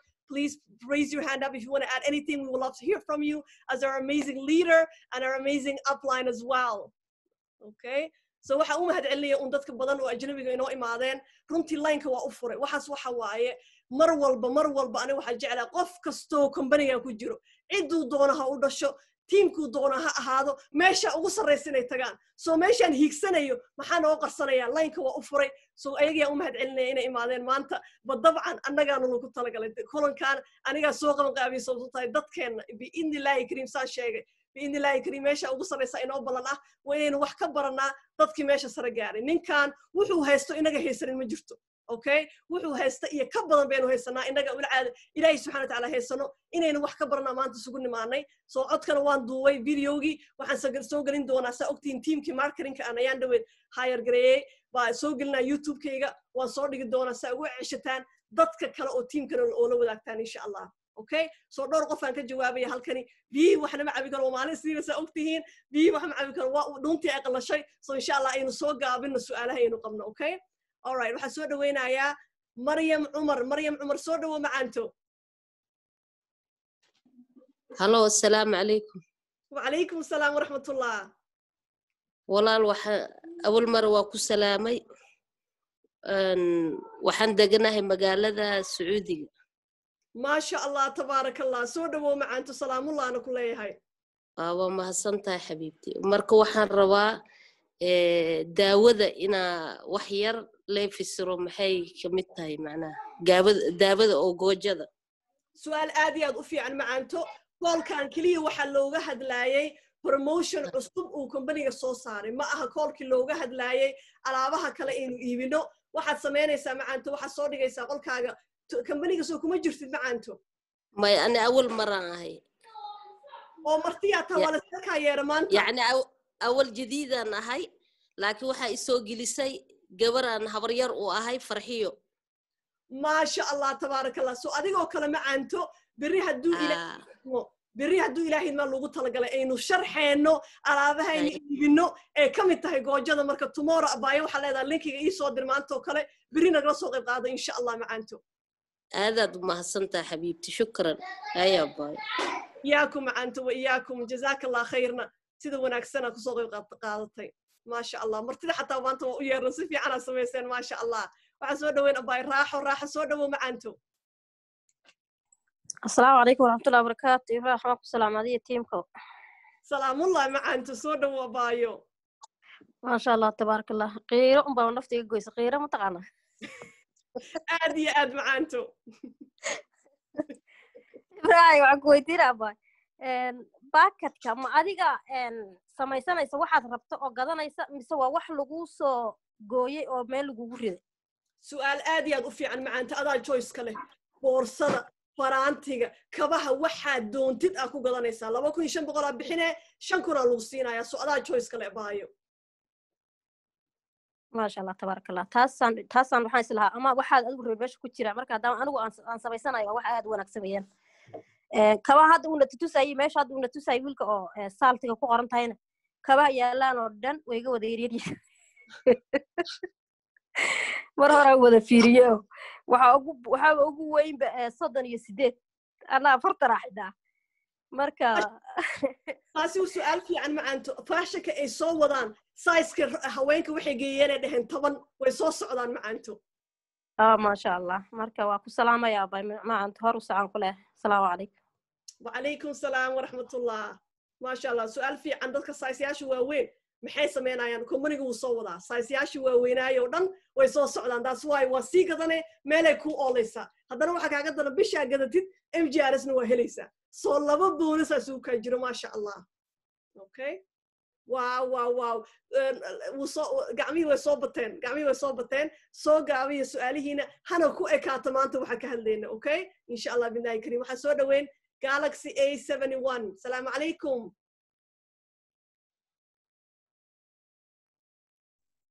وعليكم السلام ورحمة الله وبركاته.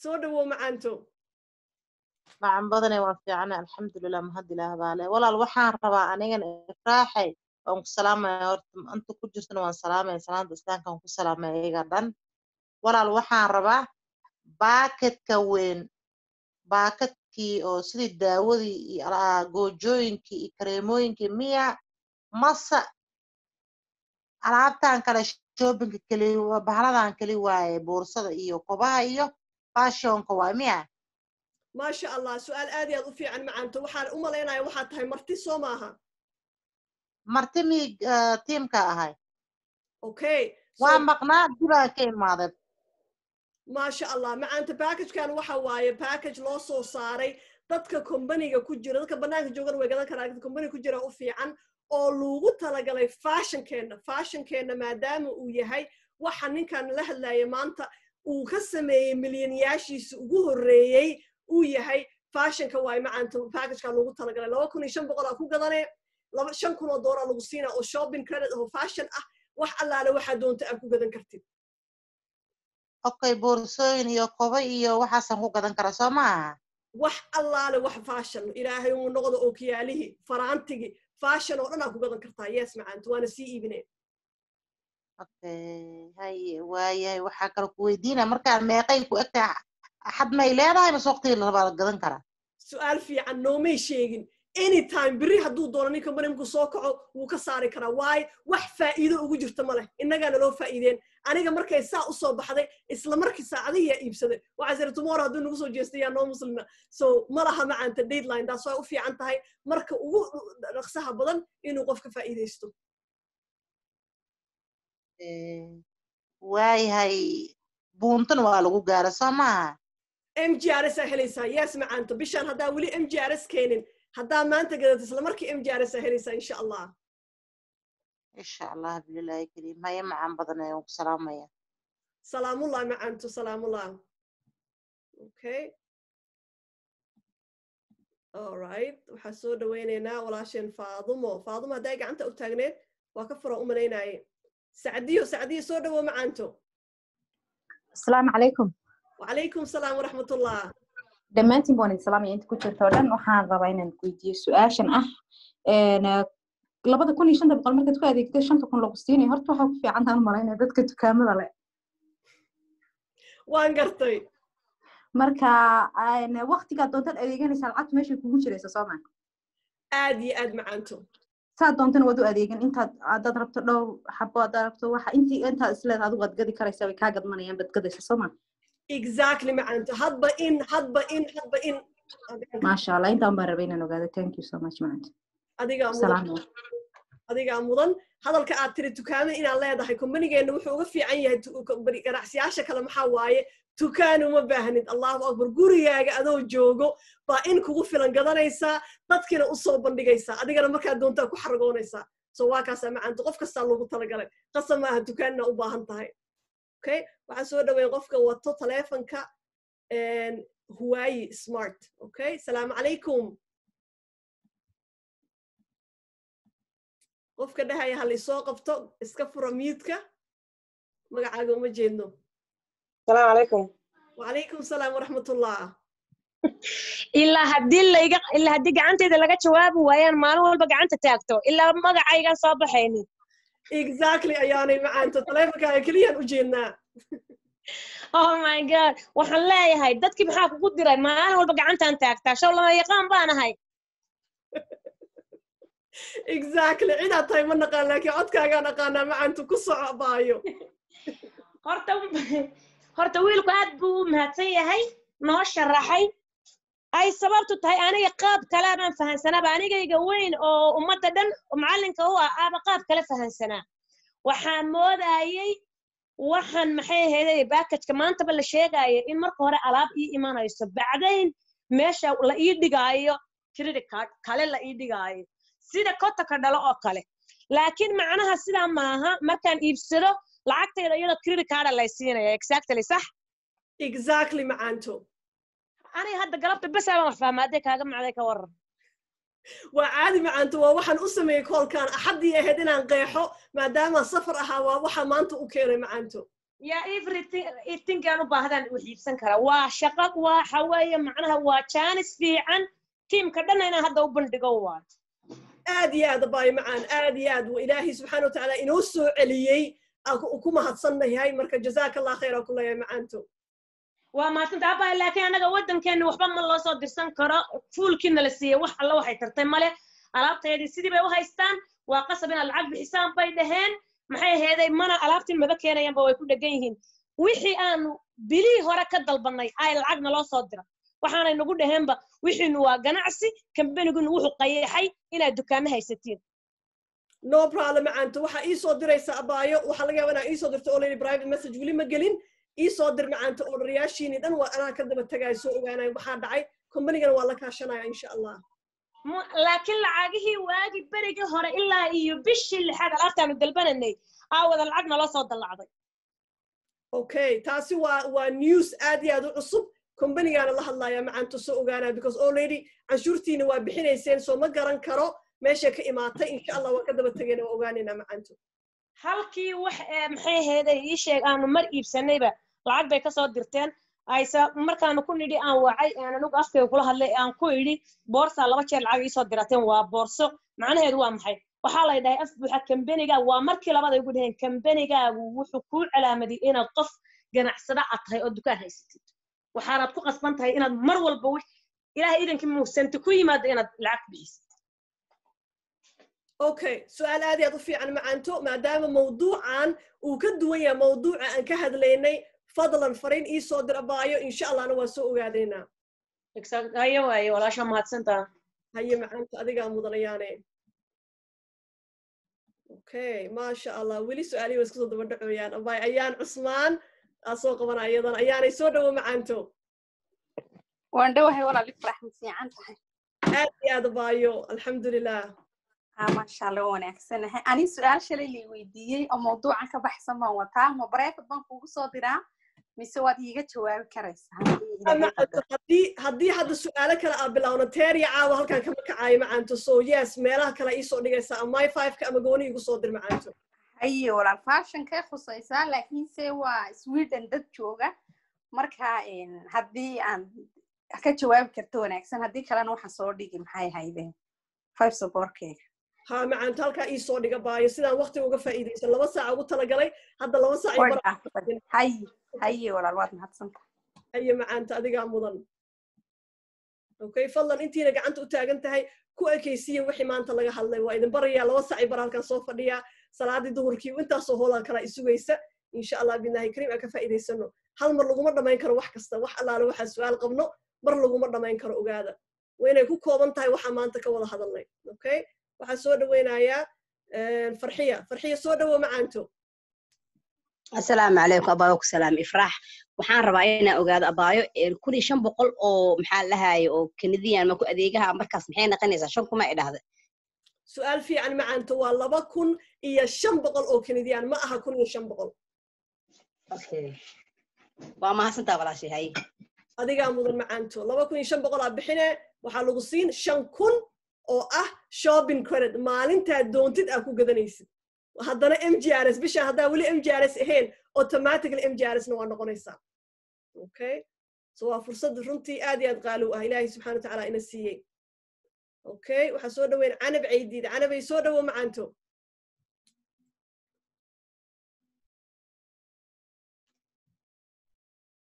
canab ciidiid ha assalaamu calaykum wa calaykum salaam wa rahmatullah aba weligay horta meesha kama hadlin waa maalintii koobaad sida loo soo galaan garan waayo maantaan fahmay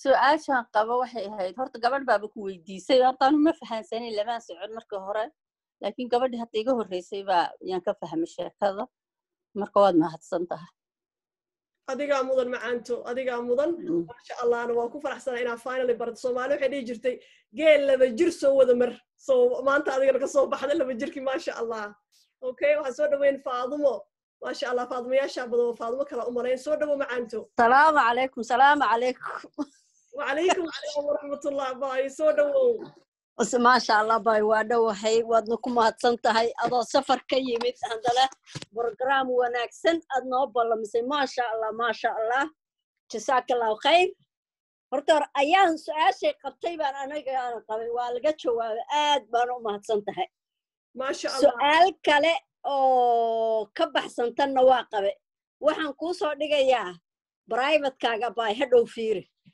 igu ogow macaanta insha Allah billahi kariim ها marka aad ba u mahadsantihiin adiga wiilkaba waxaana ku leenahay ma sha Allah ilaahay noo ka xifdiyo baayo آمين آمين معانت جزاك الله خير أدينا سيدو كلا أباي لا ينوك داينوك حفظي إن شاء الله سؤال وحي صوغرتي أبايو نساعديو إمسي كل غونيسا لعقت US أنا وحا سمي معانت جوجل أنجلي جوجل وحالي بغلك وبغل صح معها لو كن يشم بغل كنديان محي كنتها US أنجلي وحا إيسو بحضي كون سيديد بغل سغاشن يكو أوكي كون سيديد بغل سغاشن يكو سو اسكا كرتون برا وحي ليدا هيكون سقال بقول يكو كرتون هذه الباكج كوليدي ما قلت ما شاء الله أبا كرتون waxaa ku jeclaan barmooshin kasta haale u taqaanaa soo intiin isdhehayso 2500 Canadian maxay ku tahay US waagaas abay kartuna soo qortay $1901 oo lacagta US waay jazakallahu khayr macaanto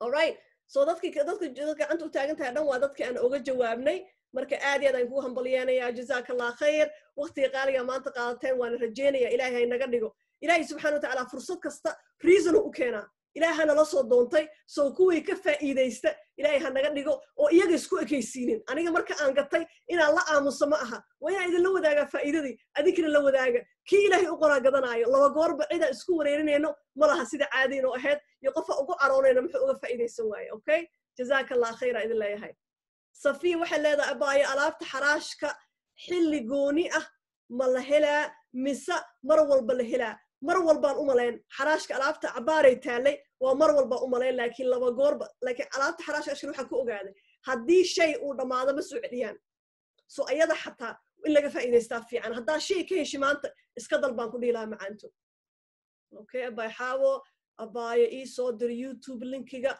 وإلا يقولوا مع أنت تيم كي يجا أدرايا أيجا سوق لنا يعني يوتيوب كم كاسين سوق بين إن شاء الله شمس أبايو سين كوهلي كرا أنا جايجا وضع شمسه يصدر مع أنت فريمه يجا بدون ولا على هذا الوضع ما الله مغنى أنت وحية لو يصدر مع أنت سيدو كرا تج ماي 5 كاجا تج مع أنتو dad badan aa jooga liidaryaal kale hal qof aan ahay macaanto 1400 ku soconaa soo dabcan ma kala guri kara dadkii soo dadka liidaryaashiina ah wiligiin qofkii LD1 LD2 LD3 ah ogaado wax allaale waxaan aqaano yaqaana soo la kaashada liidaryaashu maxay sameeyaan markii ay qof intee uga jawaab waayaan markaas ay imaadaan laakiin iyaga marka hore ku hormar idin dhihi lahaa macaanto okay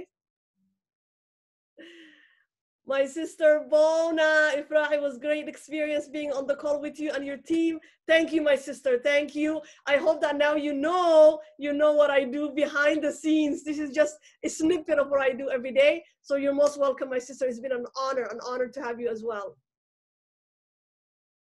Naeem waxay leedahay waa kun iyo 6 euro. Kun iyo 6 euro. Okay. dadkiina marka euro isticmaala abay waxa leedahay waa kun iyo xoogaa euro okay su'aal fiican jawaab fiican jazakallahu khayr macaanta xawa ala adiga mudan abayo wa iyaakum waxa soo dhaw walaasheen Faadumo Maahi soo dhaw macaanto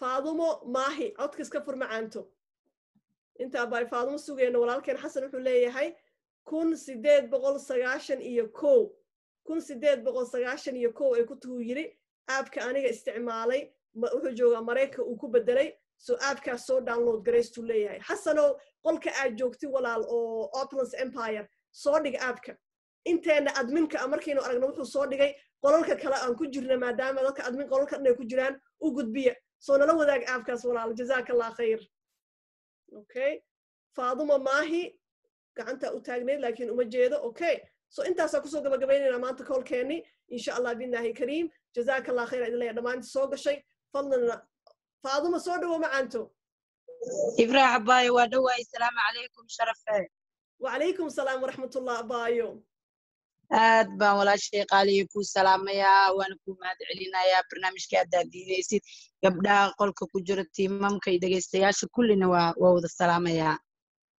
سلام الله بايو معان abbaayoy waa cusbaay barnaamijka aniga hadda ku soo biiray leefkana gadaalaa ka soo qabsaday marka waxaan ka mid ahay maxaan ku sheegaa dadka cusub ee hadda soo galay baan ahay marka package-kanaan rabay abbaayo hadda waa la iibsanaa la leeyahay maxaa ku jira ii sheeg package-ka hal mar abbaayo maxaa ku jiro xaaladiisa bal iiga sheekay ما شاء الله همبلي مركه هوري معانتا adiga oo cusub hadana aan rabti dadkii isla markii inaan la jaan qaadid aad iyo aad aan kugu hambalyeynaya macaanta package kan wuxuu soo baxay ayaan dhaweyd so aniga screen share waa sameyn karaa actually waa intusi karaa sida loo iibsado package kan website-kayga ma furan yahay ma aqaan ma u maleyna inuu furan yahay okay screen share ka macaanto markaan sameeyo wax yar isuga okay hay ha macaanta package kan marka aad tagtid website-kaaga okay aad iyo aad u fudud yahay shop baad tagaysaa maxaa helaysaa waxa waaye macaanto 2500 aad bixinay oo Canadian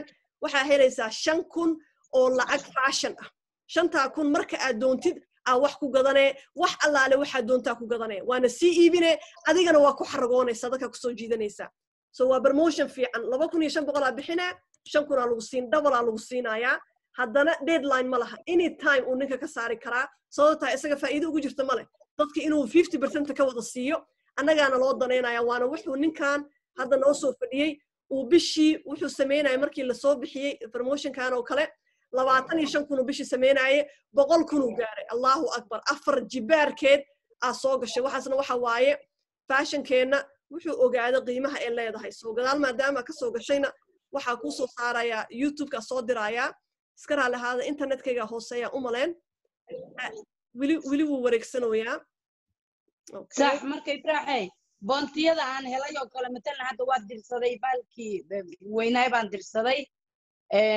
ugu sareey limidkii ugu sareeyaan dirsaday boontiyada la ii siiyey matalan maku dalban karaa may macaanto boontiyaashaas waxaa loogu talagalay waxyaalo kale package-kan waa inaad ku gadataa cash ama lacag dadka ay e-walletka u taalo shopping credit laguma gadan karo macaanto okay 2500 maxay u dhigantaa marka xagee joogtaa US ahaan abaay US dadka waxay soo qorayaan abaay kaltuun waxay tiri waa 1900 oo lacagta US walaalkeen xasan wuxuu leeyahay waa 1890 iyo wax soo dadka kala ah adiga 1900 isaga talagal oo lacagtiina ama caanto ha markaas in la ogaado weeyaan de lacag badan waa package-ka waxa ku jira iyo wixii uu noqon karo lacagta ma soo saari kara in la ogaado aa qeexdaan weeyaan wax ku jira male waa kan aniga waa gatay markaan gatay account-kayga ma u jeedaa macaanto 5,000 oo shopping credit ii taala 5,000 wax allaale waxaad doontaa ku gaday waana sii iibinaysaa waa ku fahmay yani waxaan ka wadaa alaab iibsamayso oo dee badan miyaa alaab shay miyaa in dee saa loo ogaadaa la rabaa ilaa iyo 1,700 oo alaaba fashion uu company-geena haya waxaad doontid aad ka gadaysaa waana sii iibinaysaa macaanta choice-ka adaa leh okay صح waa ku fahmay waa kaa macaanto sida loo gato waa tanaa shop markaad tagtid shop aa ku dhufanaysaa waxaa kuu soo baxaayo meesha ay ku qoran tahay shopping credit okay shopping credit-ka markaad tagto waa kan waxa ugu horeyso oo kuu soo baxayo maxaa waaye waa tan 2,500 halkaasaa ka gadanaysaa soo hadhowtina 5,000 akaanka lagu soo shubaya okay 5,000 marka boontiya miya mase waa 5,000 oo maxay tahay 5,000 5,000 waxa waaye lacag shopping credit lacag ay u dhigantaa aad ku gadanaysa alaab sidoo kale bisha aad gadatay package-ka waxaad helaysaa MGRS soo laba faa'iida kugu jirto okay waa ku fahmay صح ما شاء الله باي ما شاء الله قام ويا حبيبتي وهذا نودير قلنا ودنا لا شقينيسا خير الله يا حبيبتي adiga mudan abaaya adiga mudan jazakallahu khayra idin leeyahay dhamaantiin intaas ku soo gabaynaya recording-kana waa joojinaya sida ugu dhaqsaha badan YouTube la soo galin insha Allah ka faa'iidaysta ilaahay hanaga dhigo ka faa'iidaysta intuu ilaahay ugu talagalay ha qof kastoo walaalkeena waa la jecelnahay haddana duu ilaahay ugu talagalaa jirada ugu talagalin so kii faa'iidaystay kii kale innaga marnaba qofna kuma ersanayno oo samee hebelo waa u sheegaynaa un qofku ilaahay u qadaraa wadaaga adiga oo marka hore intaadan u sheegin iska bilow wax kasta waa inay ka bilowdaa maanta hore hadda halkan soo istaago oo dhaho saa la sameeyo hebelow aniga aanan samaynaynin ma iga hoos qaadaysaan maya waa waxaan habeenka aan gatay ee sheegeen qolka idiin soo dhigay proof inaan anigana iibsaday intiina hadda ku jirtana waa ujeedaan 5 kun oo kaaga ku jiro so naftaada waxaa la jeceshaa walaalkaa la jeclo so adinkan waa idinla jeclaaday insha allah intuu ilaahay ugu talagala ka faa'iidaysanayso howl waxaan idin leeyahay insha allah waa inoo tomorrow maanta ma jiro wax la sharxayo ganacsiga intiina ku jirto tiimka oo haysato cajaladii aan youtube-ka ilaa iyo 20 kun oo qof aad daawatay qolalka dhan soo dhiga kaasa isticmaalaysaan inta hayso dad ganacsi rabo in loo sharxo sida hadda abaayada sacuudi ka soo galayso kale ha laga dabageeyo videogaas hadda aad hal saac u soconaya برينا لايف كسوقر على هذا إن شاء الله ممكن نشرحه عادي بين صوت سلام وحين كجتجي والسلام عليكم ورحمة الله وبركاته أديك أمضن وبحديني أبايو جزاك الله خير أديك أنا عادي بين صوت سلامي السلام عليكم